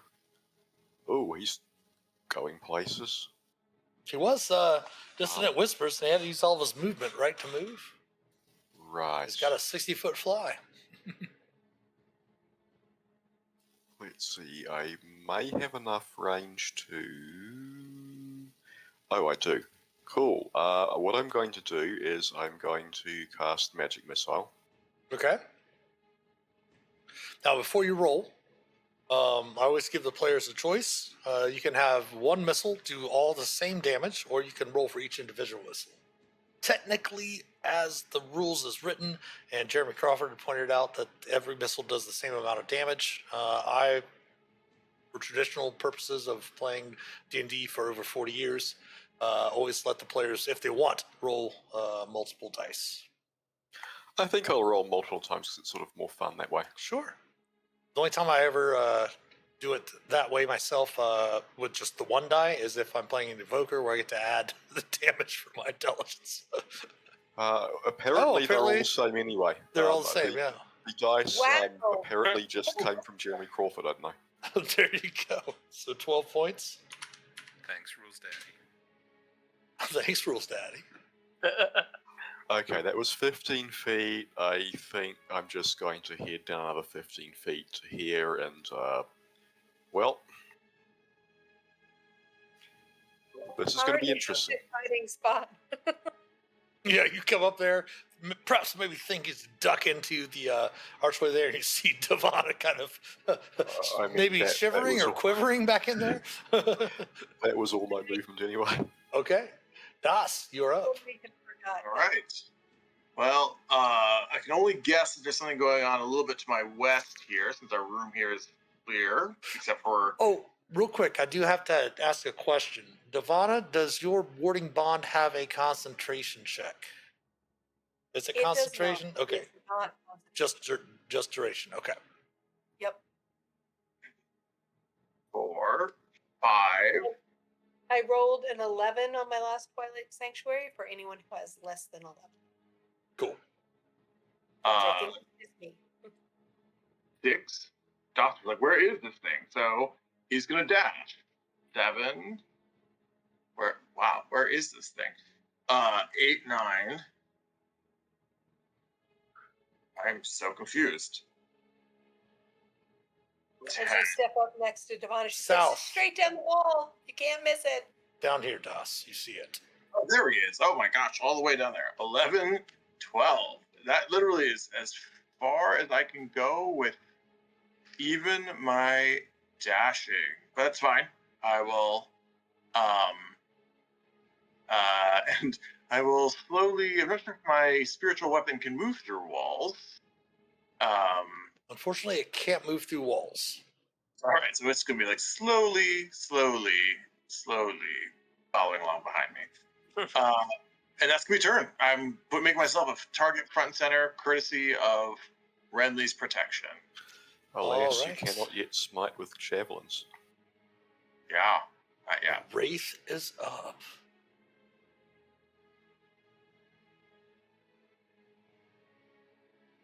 Good thing you're Oh, it's protected. running away. Oh, dang it.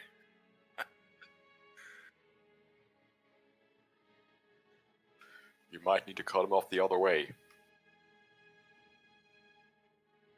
Renly, how's it going? What's up? Ah! Now, how did you... Now, what did it... AC of 17? Double checks his character. Yes. 17 necrotic, and please give me a con save. Well, hold on just a second here. Just one of them there minutes there. You're resistant to necrotic, right? I am. I think so, yes. But also, so Stumpy is within 10 feet of me. Mm-hmm. But I don't know if it's got to be within 10 feet of the creature that hits me.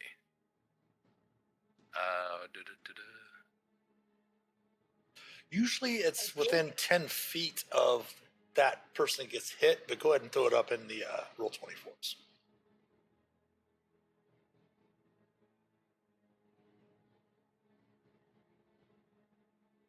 Now, the creature you can see takes damage while within 10 feet of the tentacle. So you're the one taking damage. You are within 10 feet of the tentacle. So the tentacle can use that. You can use your reaction to reduce the damage. So I use my reaction to do so. So that takes 8 off of your temporary hit points. All right.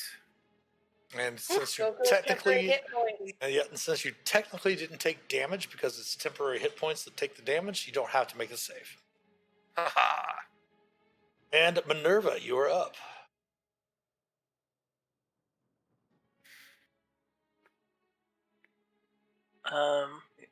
So resistant to everything, but I just going to. How much damage does that do? 2d6 versus 2d10, but it could only take half. I think the Renly, odds. Sorry, at the end of the turn, Renly can go back up to 11. There you go. Oh, I think thanks. odds are still better with this. So I'm gonna go ahead and just firebolt it. Okay. I AC don't know of if it- 15 will hit. Right. Okay. But No, you it's also- resistant. Yep, it Yeah. is resistant to fire as well. I thought I had a lot of resistances. And I know. Let me see. Do I have any other bonus actions that I want to do? Oh, I'll telekinetically shove it. I totally forgot I had that thing. I will shove it. As a bonus That- action. Yeah. I played last week. I actually got to play a game on our friend of the channel, the GM Eric's channel, and I played a Scion warrior, which I had not Oh. seen in play or had played before myself. So he was an 8th level Psi warrior, and he had the telekinetic ability. He had a lot of stuff revolving around that. He actually carried he had an Iron Stone, a dancing greatsword, as well as a drift globe. And in his mind, all of them were sentient and talked to him. They weren't. They weren't. That's great. But That would be good flavor for her. it was flavor for the fact that he had like all these mental abilities that he didn't know where they came from because he only had a memory of the last year. So attempting his strength save.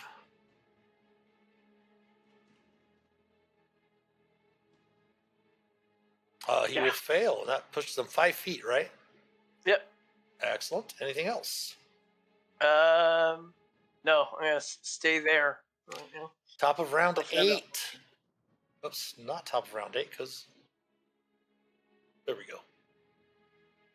Put that back down to 7. There we go. Shanzazam is up. 5, 10, 15, 20, 25. You know what to do. And his second attack, since he does have multi-attack, will finish off the final wraith, taking you out of combat. You have 2 more rolls. Devana, go ahead and give them to me. Okie dokie. That 11 again, and only 12. So if you have less than 12 hit points, please take temporary hit points. Please take 12. Worth I know why every they put- penny, Shanzazim. Now we know why they put the X on that door. I suppose so. Agnoth, before I forget, I found a book. Right. That. Okay, I'll take a look. Just As didn't Agnoth forget. is doing that research, DOS, fully empowered by Renly's protection, is basically In the last Going 10 to- minutes, right? The Yes. yeah, be like, haha. But handle Agnoth's reading first. Okay, and so then go- sure. Let me describe the room to you first, Das. Okay. The long, low shelves of this room are canted in irregular angles due to the uneven stones in the floor. The shelves of this library are crammed with books, scrolls, and folios. Stone coffin rests against the north wall, its top carved to look like pages of an open book. All right, back to Agnoth. Looking through the book, you note that it is Eldon's notebook. And it's filled with writing about extraplanar intersections, planar conjunctions, and similar esoterica.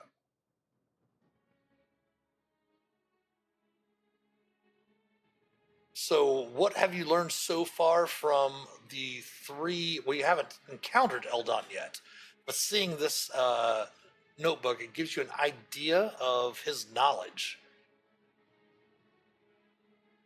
So what is it you've noted? Because I do believe I gave both of you, or gave all of you, both of the previous people you rescued, their ideas of what their knowledge was and their secrets, right? Yeah. The two I have here are that Umberto is a historian of Vecna, and I recall from the discussion that it was things about Vecna being betrayed by a vampire of some sort. Named Kass. Yeah. Not Das, but Kass. Yeah. Similar but evil. Yep. And we don't know yet. You guys have only been with Kass for about a year now. Or Das, I mean. Das, yeah, there we go. Hopefully we haven't been with Kass, Surprise! otherwise it'll be interesting. That is my secret. Well, it Das was, all it was along. mentioned that Kass was a anti-paladin in the service of Vecna. Oh, right, yeah. Yeah, I'm just imagining someone like takes the like letter K and it's just sort of like etching it out a little bit and just making it a D, being like, foolproof.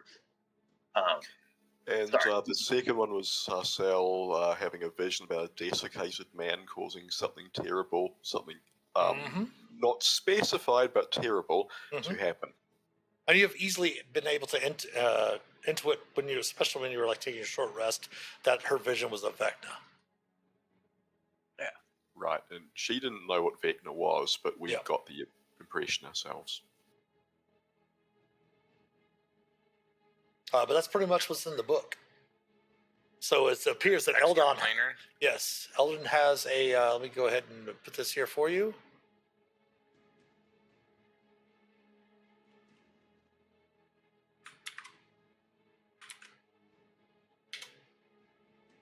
And the Twitch chat as well.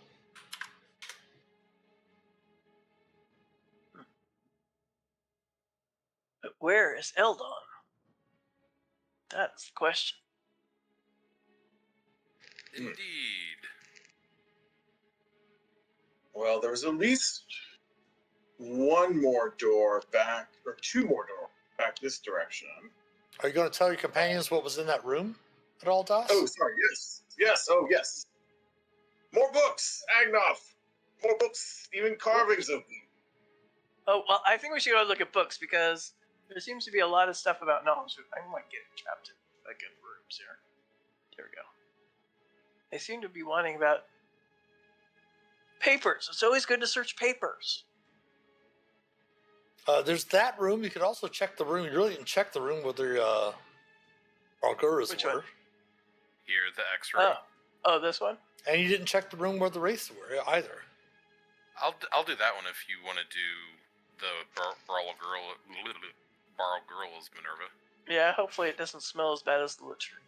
Sure. No problem. So let's go ahead and start with the library first. Devana, where would you like to go?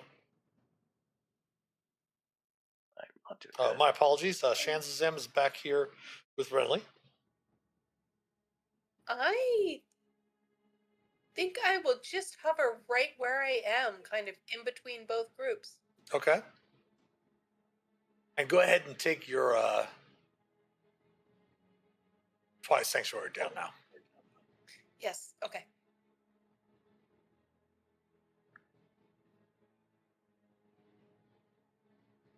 Use meta magic to re-roll. Go ahead. Yeah. And I'll go ahead and use my inspiration because I haven't used it yet. Why not? Bum, bum, bum. My reroll. There we go. Ooh. All right. First thing you note in the room itself, Obviously, these Barguras didn't really have any material wealth or anything of that nature, but you do find two things in the room. There's some sort of symbols down See there. anything to the north? Ah, an S. Hey! Go ahead, my friends. Secret door down here. Give me 1 second. Today's mausoleum is brought to you by the letter S.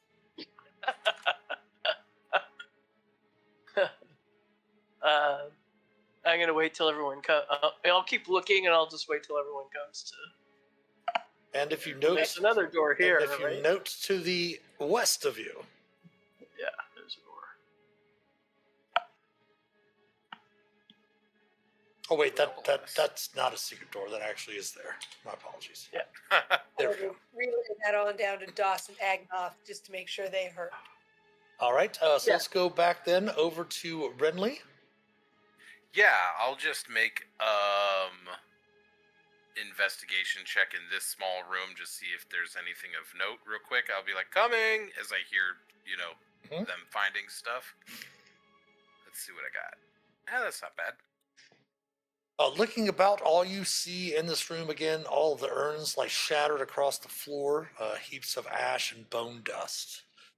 This obviously was a burial chamber of some sort, perhaps with the urns, people that were cremated, and the room was just most likely desiccated by the Vecnans, and you can probably easily intuit that the reason why they had it marked with the X was indeed, as Agnoth mentioned, to not open it for the other cultists, because the wraiths, especially from them shouting out Vecnans die,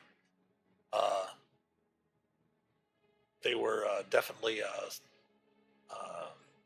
very angsty against the Vecnan cultists. I mean, we can certainly appreciate the sentiment. Yeah. I'll just holler. I was like, nope, this room sucks. Come on, Shanzi. By the way, such great athletic and combat prowess in that combat. You're absolutely wowing me.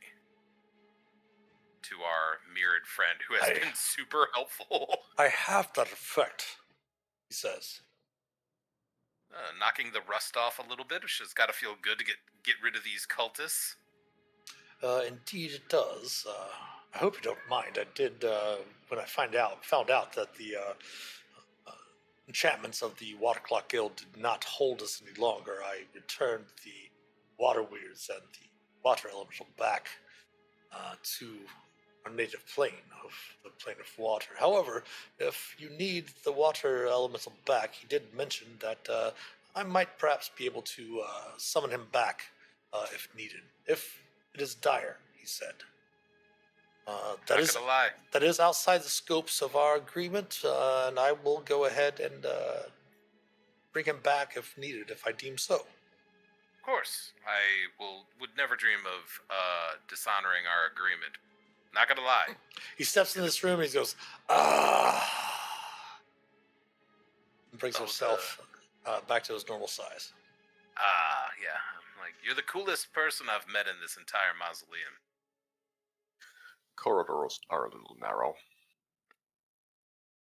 All right.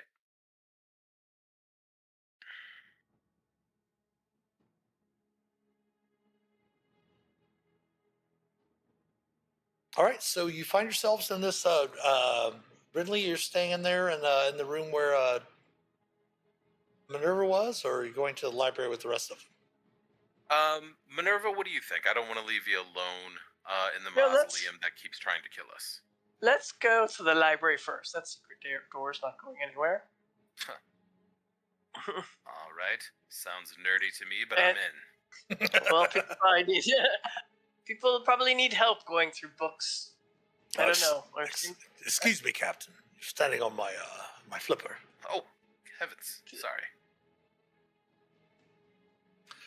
But so Dash, you step up to check the.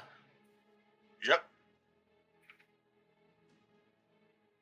You note that there's an engraving on the book's open pages that make up the sarcophagus. This says, Aaron Griffinstone. A name that sounds familiar, or I don't know. Not Does one anyone of the have ones it in on the our notes? list. It is Greg not one of the Griffinstone? ones on the list. Actually, I've been taking pretty thorough notes in my Roll20 journal. Let me see. Griffin. it doesn't sound familiar. No, I don't have it in my Google Doc note. You have been in Neverwinter for over a year now, so everyone go ahead and give me a history check. Oh, okay. Of course, it's Agnoth. Sure. Oh, Ridley and Devana as well. Books. You do recall Ridley and Devana perhaps maybe on your treks to the House of Knowledge with Agnoth since you've been here, kind of learning, reading up on Faerun, the Sword Coast region, Neverwinter itself. You do recall seeing the name Aaron Griffinstone. It was a human Neverwinter historian. And of course, the floor itself, the graveyard seems to have had some sort of upheavals here and there, and the floor is fairly uneven, making it a little bit difficult to traverse around. Looking So through does this look like one of the older parts of the Oh yes. the area? Oh yes.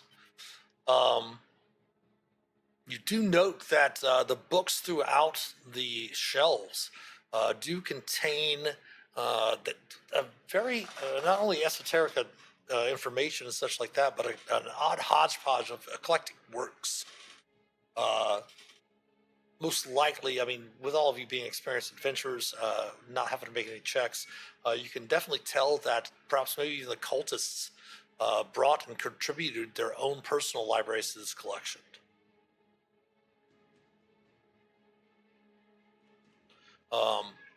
But everyone go ahead and give me a group investigation check, please. Agnoth is right next to me. I will put guidance on him. Okay. Okay.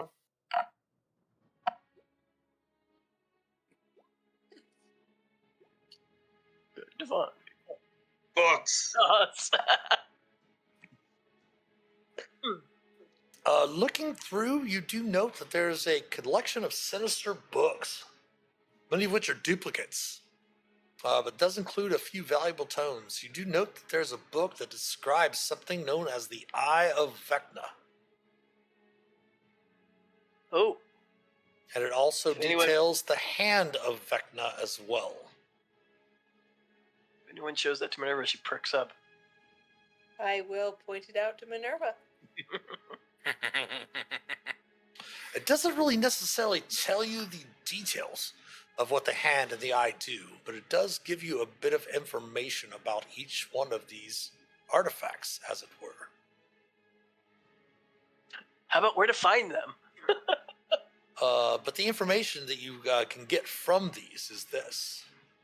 One of the writings starts, "Seldom is the name of Vecna spoken except in hushed tones and voices. Vecna was, in his time, one of the mightiest of all wizards. Through dark magic and conquest, he forged a terrible empire. For all his power, Vecna could not escape his own mortality. He began to fear death and to take steps to prevent his end from ever coming about. Orcus, the demon prince of undeath, taught Vecna a ritual that would allow him to live on as a lich. Beyond death, he became the greatest of all liches. Even though his body gradually withered and decayed, Vecna continued to expand his evil dominion. So formidable and hideous was his temper that his subject feared to speak his name. He was known as the Whispered One, the master of the Spider Throne, the Undying King, and the Lord of the Rotted Tower. Interesting monikers there. Some say that Vecna's Lieutenant Kas coveted the Spider Throne for himself, or that the sword his lord made for him seduced him into rebellion. Whatever the reason, Kas brought the Undying King's rule to an end in a terrible battle that left Vecna's tower a heap of ash. Of Vecna, all that remained were one hand and one eye. grisly artifacts that still seek to work the Whispered One's will in the world. The eye looks like a bloodshot organ torn free from its socket. The hand mummified and shriveled left extremity. To use the eye, you must gouge out your own Oh my goodness. and press the artifact into the empty socket. The eye grafts itself into your head and remains there until you die. Once in place, the eye transforms into a golden eye with a slit for a pupil, much like that of a cat. You might have heard my cat meow just at that moment. Yeah. What are you trying to say? For the hand, you must lop off your own left hand at the wrist. Oh. Press the artifact against the stump. The hand grafts itself to your arm and becomes a functioning appendage. If the hand or the eye is ever removed, you die. Well, I hope these things are safely locked away somewhere. This isn't the eye you've got rolling around in your pocket, is it, Minerva? Oh, no. No, definitely you can tell that now, Minerva, because you're always questioning that. You can definitely tell now from the descriptions in the book that it definitely does not resemble the one that you have in the jar. However, the book itself is a masterpiece of writing and artistic illumination that's definitely worth at least 450 gold. You could definitely, This book? yes, you could definitely probably even turn it in at Candlekeep for admission. We could sell it in your shop. I don't know how much we want to sell it, but we could. There's also a book of nonsensical poetry titled Quite Good Verse that has a gold-plated cover, is worth about 200 gold. I suppose some people will pay anything for us. And then Agnoth, with your investigation, you discover a spell scroll of greater invisibility in one of the books about Neverwinter history. And Devana, you also find folded in the pages of another book a spell scroll of major image.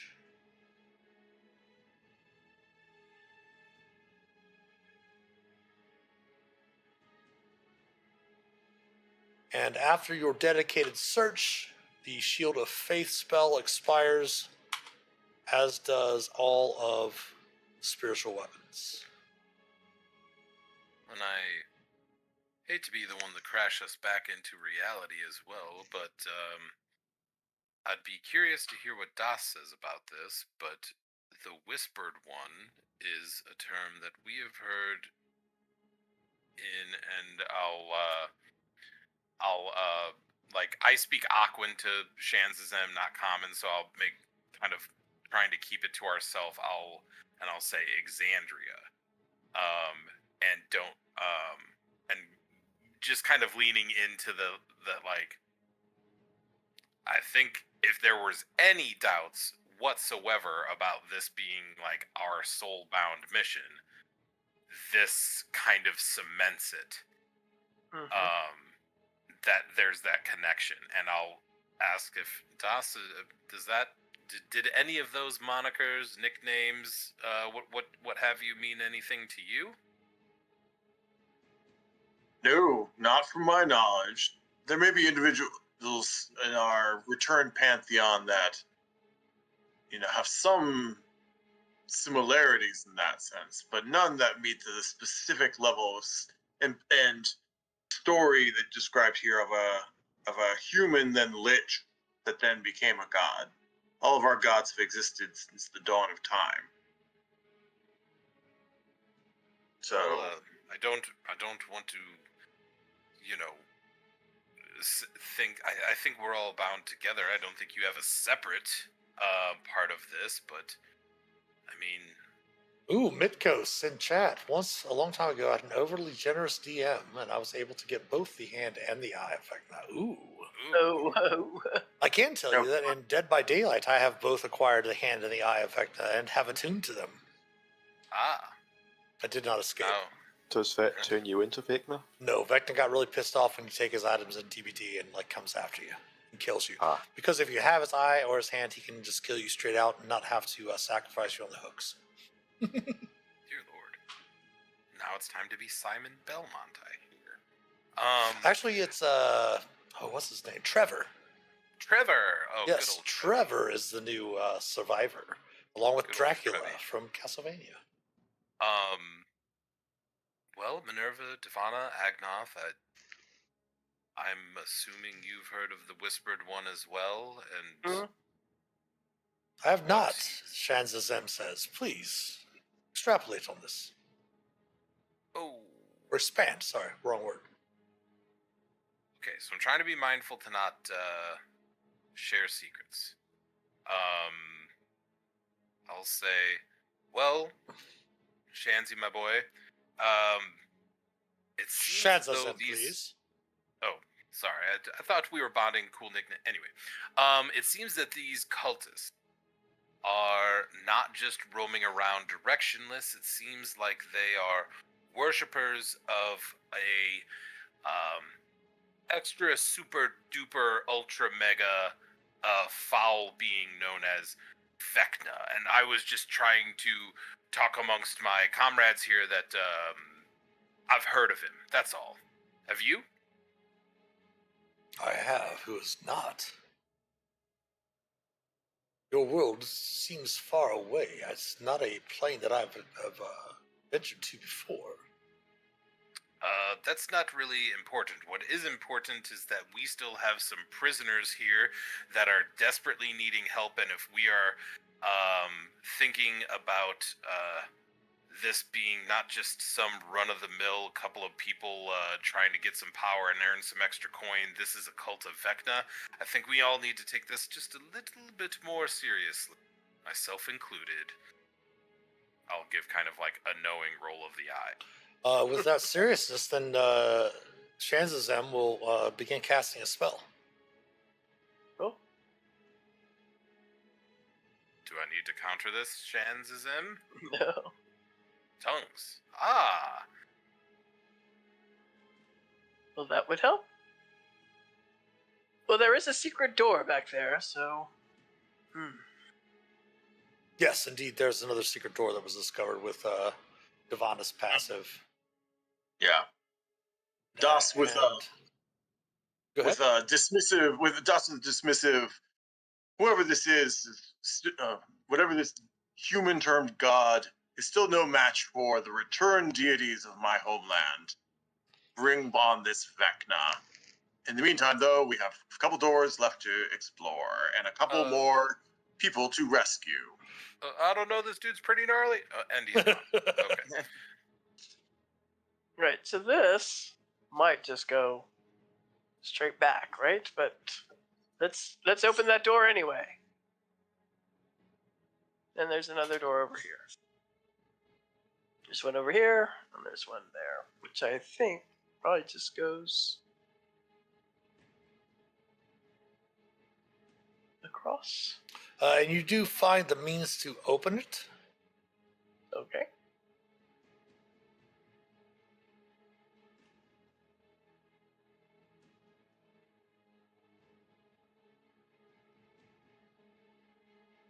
No, there's probably not a good answer for this, but I'd be interested on like a timeline perspective of what events have happened in Exandria with the Whispered One versus where it is here. You know what I'm saying, Dana? Yeah. That would be... I think that would make it so much more terrifying. Well, Vecna was a betrayer god, Yeah. Exandria. So those guys are all, some interesting stuff there. Yeah. Anyway. All right. So should we look through the secret door? I have a feeling it just goes back to that other room, but I think we should look at it, though. I mean, if we hadn't have looked through that grate, we wouldn't have found the harp for Shanzazim over here. Oh no! Just so you know, as you're speaking with that to Minerva, you definitely recognize that the Whispered One in your homeworld is indeed the person known as Vecna. Yeah. And if this essentially is after certain events from like the Critical Role timeline, that's not just like, that's a name I haven't heard in a while. That's like extra super duper scary. yeah, So I think that's very, very cool.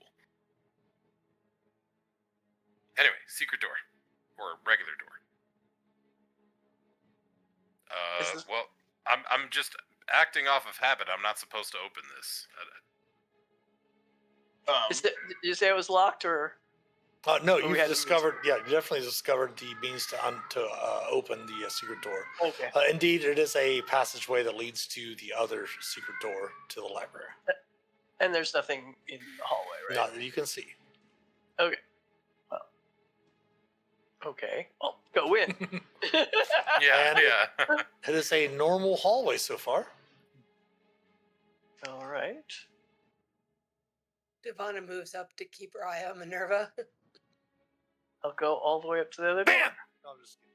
What kind of eye? The eye of Vecna, Devana? No. All right. just a No, yes, you normal can. From this side, you can plainly see what the secret door was, and it just does open up to the other side, to the library. Okay. All right. You wanna Let's open go. I'll open it with my tentacle. Sure. I didn't know if you want to leave it open for like an escape route if needed, or Yeah. I'm gonna go with Yeah, yes. Yes, when the DM suggests you should open it as an escape Actually, room, you should open it as an escape room. we're just playing Actually- homebrew. We're playing homebrew, not Adventures League. So I just want to ask questions, that I normally wouldn't. Actually, I would keep this one closed, but leave this one open. Okay. And so, yeah, I'm gonna close that one though. But I think did DOS go back to this other way already? Yeah. That door is indeed locked, DOS. Nope. Agnoth, this is your expertise. You see that it is padlocked in your on your side of the door with a sturdy, brand new lock. We don't have a Oh, key for this, do we? No, if we ever found any keys. You Did didn't. You didn't really search any of the bodies from the. We didn't? Well, No. the Bulgura is like turned to goop. Correct, right? but like the main Yeah. room, you didn't search any of the like the mage's bodies or the necromancer or anything like that, really. I thought Because that was when we went to rest, Yeah. right? So Oh, yeah, we yeah. weren't really thinking. Do you wish to head back to see if you can find any? Well, let's see if you can crack this, and then if so, maybe on the way back down we'll search because like Okay.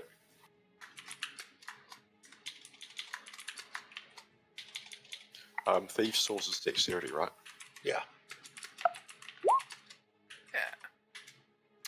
yeah. Yes, actually, with your these tools, you're able to manipulate the lock, and you hear the familiar sound of the click as the Templars roll, and the padlock clicks unlocked. I'm just going to check to see if there appear to be any visible traps on this side as well. When you hear the padlock unlock, Agnoth, with your passive perception, you hear a slight gasp on the other side of the door. Who? And I stop for a second. Alden? You hear no response. Indrina, maybe? You do hear a whimper. Oh, I'm going to open the door. Okay. Looking inside the room, you see that this crypt smells like a sewer. Just as foul as the foul smell that was wafting out of the latrine. oh no! A woman sits on a mattress atop a low shelf, her once fine clothing in tatters, a silk scarf wrapped around her face, doing little to quell the stench in the room. Prestidigitation. Yeah, me too. We'll both do it in tandem, trying to clean this up. Well, currently, Agnoth is the only one in the room at the moment. Oh, okay. Well, we'll follow. What do you have in there? She kind of cowers back into the corner, pulling up what the very similar to the blankets and stuff that were in Eldon's room. She has some of them as well, and she kind of pulls them up around herself. Oh, Does she Here, look dear. in- oh, I'll let Devana in because Devana's I'll let Devana go in first. Might does need she medical look- attention. Of course, her clothes are much more ragged and frayed, threadbare, as it were, and stained. But this is what the figure looks like in front of you. Her face dirty, her hair unkempt, etc. Indra, we're here to help you. We're not here to hurt you. Are you Indra? Give me a persuasion check, if you would, please, Devana. Oh no. Sorry. Hey. Now, that was a great, great save roll, viewers, but this is one of the reasons why you never have your cleric with a dump stat of charisma. Yeah, that would be silly.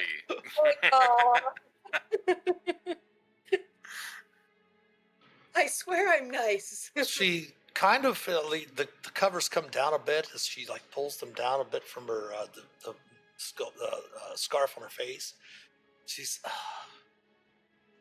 you're not dressed as the Vecna cultists. No, we're not. We're not cultists. Are Killed a you few of them hurt? though. What was that, Agnoth? Killed a few of them though. You come to rescue me? Yes. Why don't you come out of this chamber? It's a little. silly. Yeah. It's a little stuffy in here. Why don't you come on out? This is the cultist's fault, and she points to the wall just to the right. I'm sorry, to the left of you, Agnoth. Not surprised. Give me a perception check with advantage.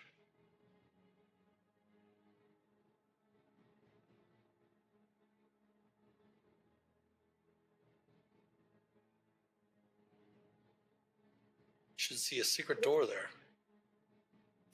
Oh, I see a door. does it look hazardous in any way? I'm guessing it just goes through to the. It does That's not right. look hazardous. Probably want to keep it But the close. though. stench becomes a bit more powerful as you get closer. Close it. Smell it. I'm not opening that.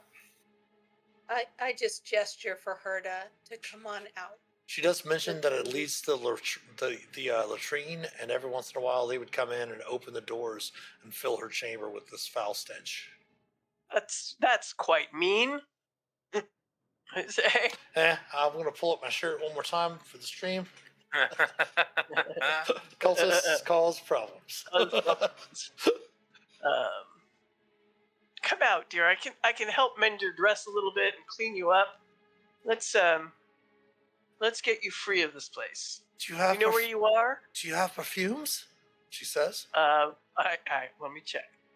I have a little bit of it. Some of my characters have perfume, some don't.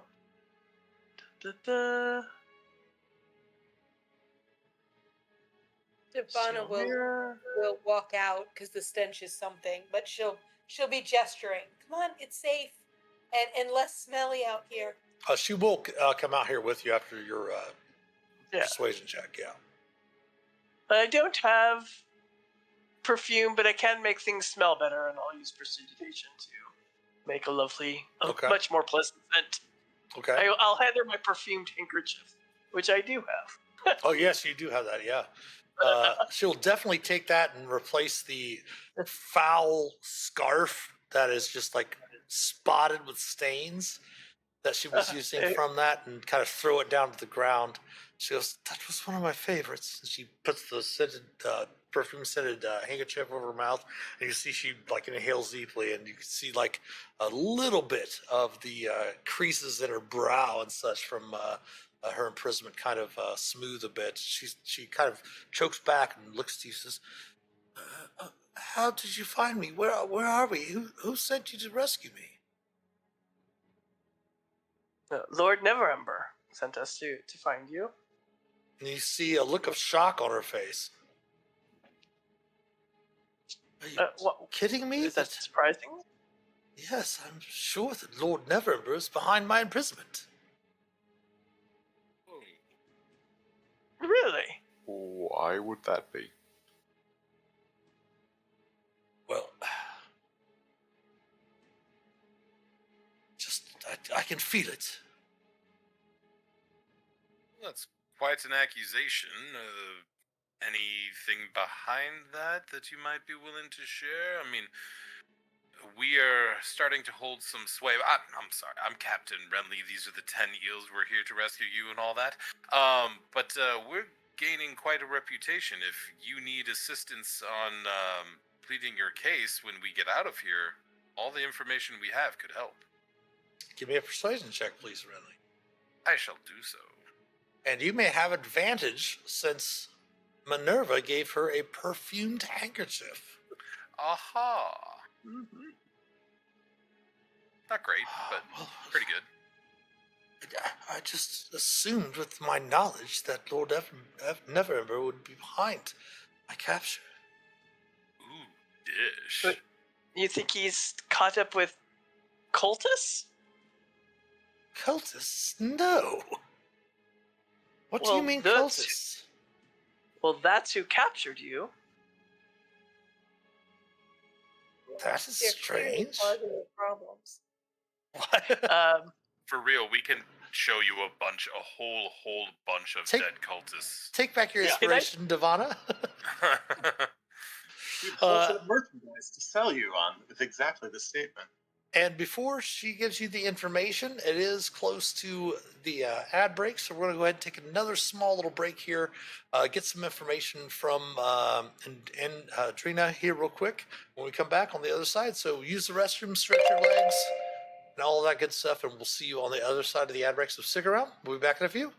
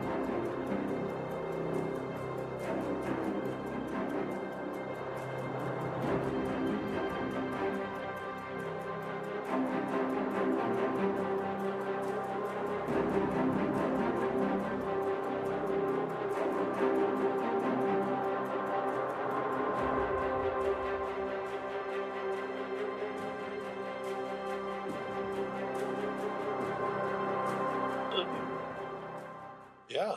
So continue the discussion. Welcome back, everyone. Welcome back. Yeah, I was just asking Dana if like our characters coming from the Call of the Netherdeep campaign, the Exandria continent and everything, or world Which took place on Wild Mount, yeah.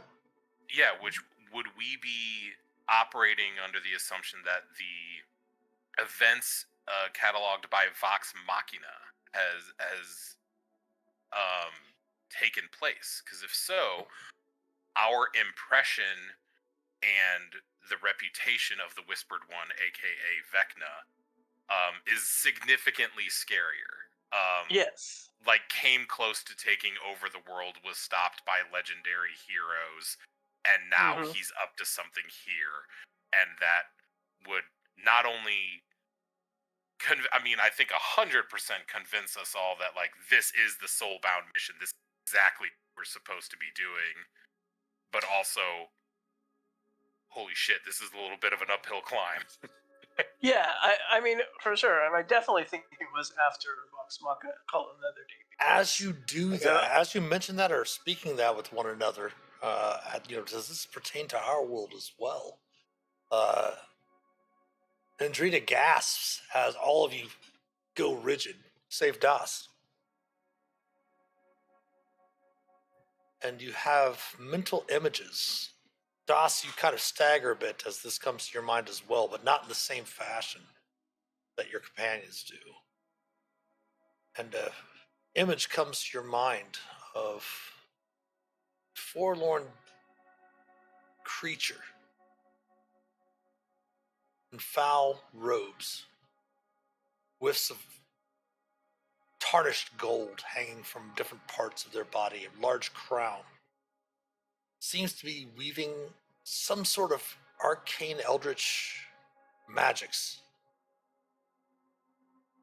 in a foggy looking crystal filled cave. And with that, you jerk back to reality and you see Andrina again gasp.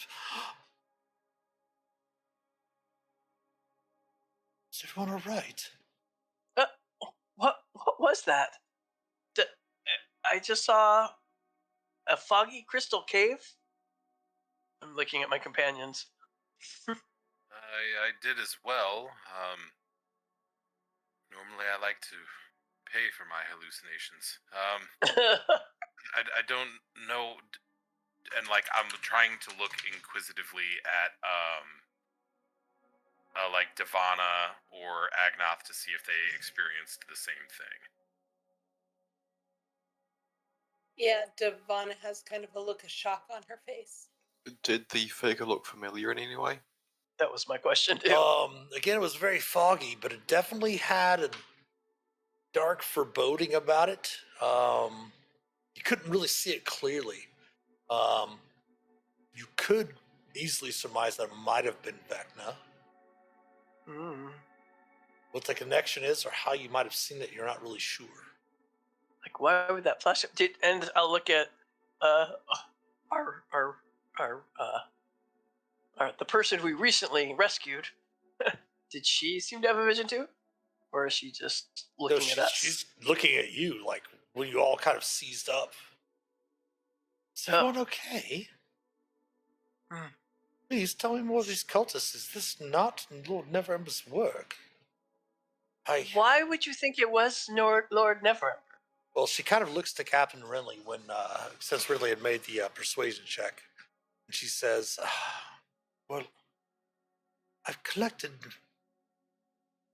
vital information from skilled genealogists and assembled proof that Lord Neverember is not descended from Neverwinter's great hero, Lord Nashar Alagandor, as he claims. I believe Lord Neverember wants to silence me for what I've discovered." Oh. Yes, I mean, if that became public knowledge, that would mean he is no longer viable to be Lord of Neverwinter? I say kind of questioningly, not Oh, fully yeah. immersed in the political. Well, you've been here for a year, so yeah, that's yeah. Lord Neverember. You do know. I think I put that handout in your journals. Let me double check. Yes, I did. This handout that has everything that you would have learned recently Gotcha. Okay, in gotcha. Neverwinter. Knowing that Lord Neverember was once a Lord of Waterdeep, and has now since became the Lord of Neverwinter. And I'm assuming this is also her secret, right? Yes. Interestingly enough, this is her secret. Yes. The reason she's of interest to this cult is not actually for anything to do with Neverember's legitimacy, but rather as fuel for whatever they would do with it. Yes, correct. So adding to your next to your list, I'm going to go ahead and put them all in here again in chat for you in Roll20. You know that Umberto is a historian of Vecna. Sarcelle recently had a vision of a desiccated man causing something terrible to happen. And that Andrina knows Lord Neverember's claim to the throne isn't legitimate.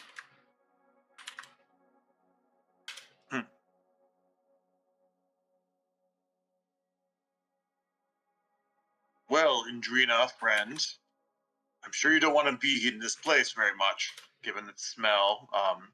So you have the choice of whether you wish to continue with us as we delve deeper into this catacomb, or we help you, find you a less disgusting place to hide until we return, or we find a way to quickly escort you out. I would prefer the latter. I dream of returning to my estate, cleaning up and dousing myself in perfume.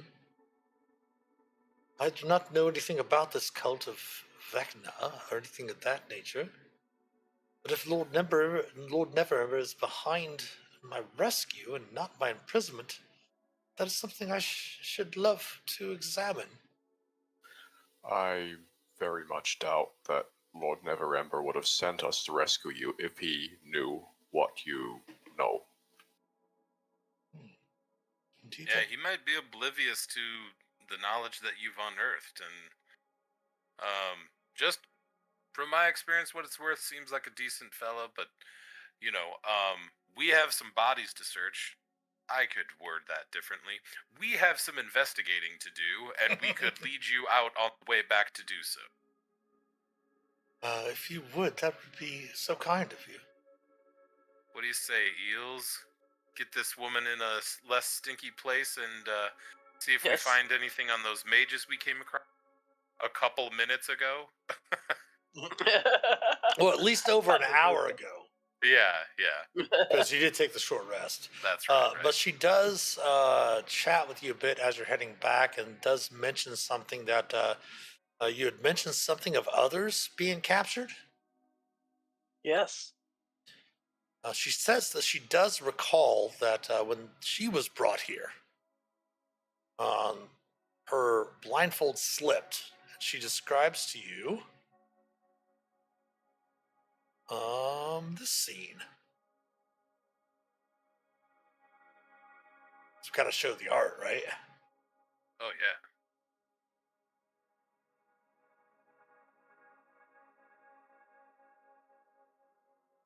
Oh, your blindfold slipped all the way off. That is her on the far right. Gotcha. Cool art. So that means we've met little gnome fella, Yep. the lady in the middle, and her. So we're looking for the guy on the left still. Yes. That is Got Eldon. Eldon Keyword. We found his book, but not him yet. Correct. And if memory serves, I think we have one door we have not opened. Oh, really? That would be correct. The one at the very bottom of the hallway where Minerva Yep. had feared the wraith to head down. Okay. I mean, there may be more, but that's, I think, the only place we have not actually looked yet. Okay. Well, we can lead Indrina out Okay. to safety and to good smells, or less bad smells, and we can look over those mages that were throwing fireballs at us an hour or so ago. You do note, as you do, you can lead her out, of course, and then come back through and examine their corpses. And indeed, they do have a number of keys to many locked doors that you have used to open with. Who needs that when we can just yell? When you got Agnoth, yes, you got Agnoth too. Apparently, I'm the key to every door. Oh, the horrors of being an artificer. Artificer problems. Hashtag artificer problems. That's right. All right. Well, Indrina, fret not. You'll be in a clawfoot tub within the hour. And you're able to escort her to the exit of the initial mausoleum, and she quickly pulls up the edges of her dress from the ground and hastily makes her way out of the Never Death graveyard. Noting that if you are able to recover the other person, and you've noted that you have already rescued the other two, she will kindly invest in a reward for you for aiding in her escape and rescue. Heck yeah. All right. All right, friends, are we ready to rescue hopefully our last? Yeah. Our How's last. everyone doing? I'm good. You good? Yep. All right. I mean, I'll have to take a long rest before I'm really good, and that's not going to happen right now. No. I fear for Eldon if we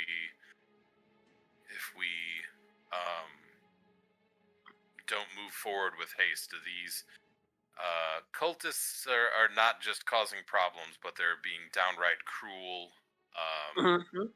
What makes you say that? The okay, doo-doo smell. Doo-doo smell. And no, also, I think that, like, you know, Renly's a bit of a jokester and stuff, but, like, confirming that this is Vecna is and everything, yeah, like, there's a level of rut-row. Yep. I have refreshed Roll20, like, more than once. I think I might be lost in wall or something. I'm just seeing grayed out rooms and none of our tokens. Okay, give me 1 second. See if I find Renly. Where did Renly go? He's in the bag of holding now too. See Blink Honest down is for there. another good R2. Did I Move delete myself Agnoth on over accident? there. There's Agnoth. We'll move Minerva down here as well. It was up there. I mean, I can just pull myself out again if that's easiest. What happens if you invert a bag of holding? Everything spills out. Okay, I can see it now. Thank you, Mitch. Yep. And go ahead and adjust your hit points. I think it's 15 temporary. No, 12 temporary. He had 15. He didn't. Gotcha. I'm the only one with 12. Okay. Everybody else didn't get hit. All right, so go ahead and place yourselves in order. That is the last door. We are not going to go through the last door tonight, as that is something that's going to be best saved for the next session. However, let's go ahead and take this time here at the end of the session to discuss different ideas about what your characters have learned, what your characters might have learned about themselves through the play tonight, through the interactions and role play and information that you've gained. Obviously, if you want to ponder that more after the session, that's fine too. But if you want to talk just about information your characters gained through tonight's session, that's totally fine as well. So feel free to discuss. Not having to explain every third word to Blink is a bit of a reprieve. No, we miss you, Greg. No, yeah, that's totally fine. But no, like from Renly's perspective, is that something that Renly is like, Yeah, I mean, like, and I've talked with Greg a little bit about this. Oh yeah, Greg and I, we talked about that too. Yes. Yeah, and I definitely think that, I was honestly planning to play up a little bit of like, oh, like look at what Das did, but like Shanzism was really helpful throughout the whole fight and killed what, like three baddies, 3 monsters. I think he finished all. Well, he didn't, do the most damage. The rest of you did most of the damage. He just finished things off. But he was very, very helpful. And I think that Renly has definitely made comments loud enough for a bag on his hip to be heard. About like, oh wow, like that was really impressive, and like, well done, that was so great, and like, all right, Das, go ahead, look what you did there. Like, that has definitely come out.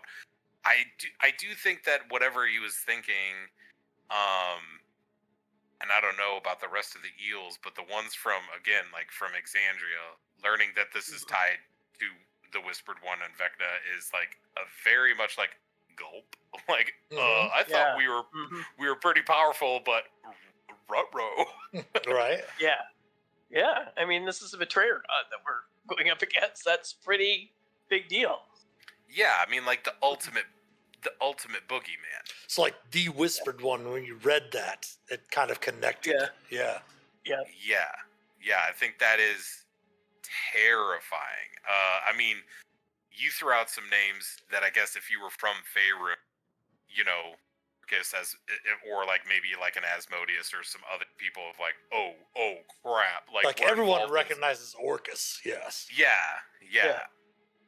And I think that Renly has been a little bit the Soulbound mission is like, well, there's another version of I'm playing with free money. I can kind of do whatever, be a little bit more flippant or whatever, because it doesn't matter. But now he's maybe starting to think that does matter. This version of me matters is more. Is like the more important version, and that is like a little embarrassing, shameful, but also like super, super scary. What about for Das, Devana, Agnoth, Minerva? I mean, obviously I was, thinking that Minerva and Renly share something very similar. Yeah. But if you have other insights, yeah. No, I think I kind of, I mean, just knowing it was about Vecna and knowing that we were, where we were coming from. Like, I knew that was going to be part of the hook, right? Mm-hmm. And I just wasn't sure how much. And so as it's being revealed, and I think we might even know a little bit from the past of this hand and eye of Vecna from different characters, or at least the hand. Yeah. There's paladin that got the hand at some point. Yeah, so Minerva's like, fascinated by these artifacts at this and wants them, at the same time wants to like lock them away so that no one has access to them. Yeah. So What about Devana? Minerva reminding her that a paladin previously tricked his party and took the hand. She remembers the lore. Is a little slightly suspicious of Doss suddenly. And I was gonna ask, because you had been using your warding bond on this is the second or third time, actually the third time that you've used it, because you did it in the quote unquote dream time as well. Yeah, he goes out in front a lot, and she always wants to protect the one out in front. But this might cause her to have some suspicion as she remembers that lore, and as much as they've gotten to know Doss, and she feels like he is part of the party, he is still the outsider. So she's a little suspicious. What about, speaking of that, what about Doss? Yeah. Well, so Doss, unlike the rest of the party, has no context for a whispered one. And in that sense, his only context actually for gods outside of the true god of return in Dragonlance, Return to Kryn, are imposters that were actually kind of around and were charlatan gods. Charlatans, yeah. Yeah, so from his perspective, the story of someone who was a human and then a lich and then became a god is just like, no, like he's not intimidated by this idea of this. Like, he is the full faith and the full power of true God behind him. Yeah. So he does not. So in that sense, as is typical for Das, he's just sort of like, nope, not a concern. Straightforward, like single-minded in his pursuit of that's really cool, the conquest. And fascinating, right? That it's more serious for us, and in a way, it's almost like less serious for you now. You're like, whatever. Like that's really like interesting and neat. Yeah, he is admittedly also intrigued by multiple times the stories of like, another paladin named Dakas. Interesting. So in that sense, like there's another paladin, not the critical role paladin, but the other paladin that's of just sort of like, who is this figure? But that's for another time. And before we get to Agnoth, I just want to point out for the viewers that if you do join our Discord channel, our Discord server, which has been popping up there in the chat, you can also hit the Discord panel down below in the About Us section to join the Master of Dungeons Discord community Discord server. Agnoth does, in the Gangs All Eels channel, the stream chat, which should be open to everyone. Of course, select your roles when you get in there. But Agnoth does have a little diary kind of entries that he does after each episode. So if you want to read up through those, that'll obviously give you a little bit of insight to Doss's thoughts, or I'm sorry, Agnoth's thoughts of what's going on. But Agnoth, anything to reflect on from what you've learned from a character perspective, information perspective, anything like that tonight? Well, the main thing I think that Agnoth is probably thinking about is like looking forward. So we've got these people that have been abducted. We've got a fair idea now of why they were abducted. We've almost got them all back. Probably won't be much longer until we have this thing done. But he thinks that this Vecna deal likely is why we're here. But it can't be this easy, and so the question in his mind is, what's going to happen now? What do we have to, watch out for? Is Vecna going to strike again and now that we've been a thorn in his side, is he going to strike at us? What happens to Neverwinter? All the rest of that. Nice. Well, that's all very awesome insights from you all. Of course, here in a couple of weeks, I think the next session is the 24th. Is that it? Or 27th? Maybe. Yeah, well, I think so. Yeah, we the don't 20th. Greg or Yep. Dana.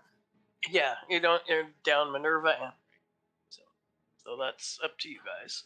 Yeah. All right. Well, again, we Oh, will post okay. all of that information on the Discord server. We'll post that in the Gangs All Eels stream chat there on that. So we will call tonight's session to a close, and we will pick up next week, or next session, I should say, about what's beyond the door, right near DOS. But yeah, thank you all tonight for playing. It was a great session, a lot of fun. Yeah, thanks, Mitch. Thank you all. Thank you. Thanks, Mitch. Thanks, all. And of course, thanks to all our supporters, especially our patrons and Patreon. If you'd like to help support the channel, please consider becoming a patron or subbing here on Twitch, twitch.tv/themasterofdungeons. We do love your Prime subs as well. The link to our Patreon page, as well as our YouTube channel and all of our social media accounts, can be found in the About Us section below here on Twitch. If you would subscribe to us on YouTube, it is free to do. Like, comment, share the videos. Follow us on Facebook, Instagram, Twitter. Give us some likes, retweets, all that good stuff. Every sub, like, and share helps us immensely. As mentioned before, you can click on the About Us section on that Discord panel below and join the Master of Dungeons community Discord server. We can help shape an accepting, caring, and inclusive D&D community. The merch store is also open. Anything you purchase from the merch store will directly help support the channel. Captain Ridley actually went through and purchased a Cultist Calls Problem shirt that is up there on there. So anything you purchase from the merch store will directly help support the channel. But thanks for watching tonight. Have a great rest of your evening. It was so awesome that you stopped by to spend your Tuesday evening with us. We will see you next time around tomorrow night. Again, we'll be back at 7 p.m. for another stream, whether that be doing some stuff about the Player's Handbook or perhaps doing something different with D&D, or perhaps maybe doing another video game. That's what we're going to be doing tomorrow night at 7 p.m. But thanks for watching tonight. Be safe, be careful, have a great rest of your evening, have a wonderful day tomorrow, and be safe. And as always, happy adventuring. Take care.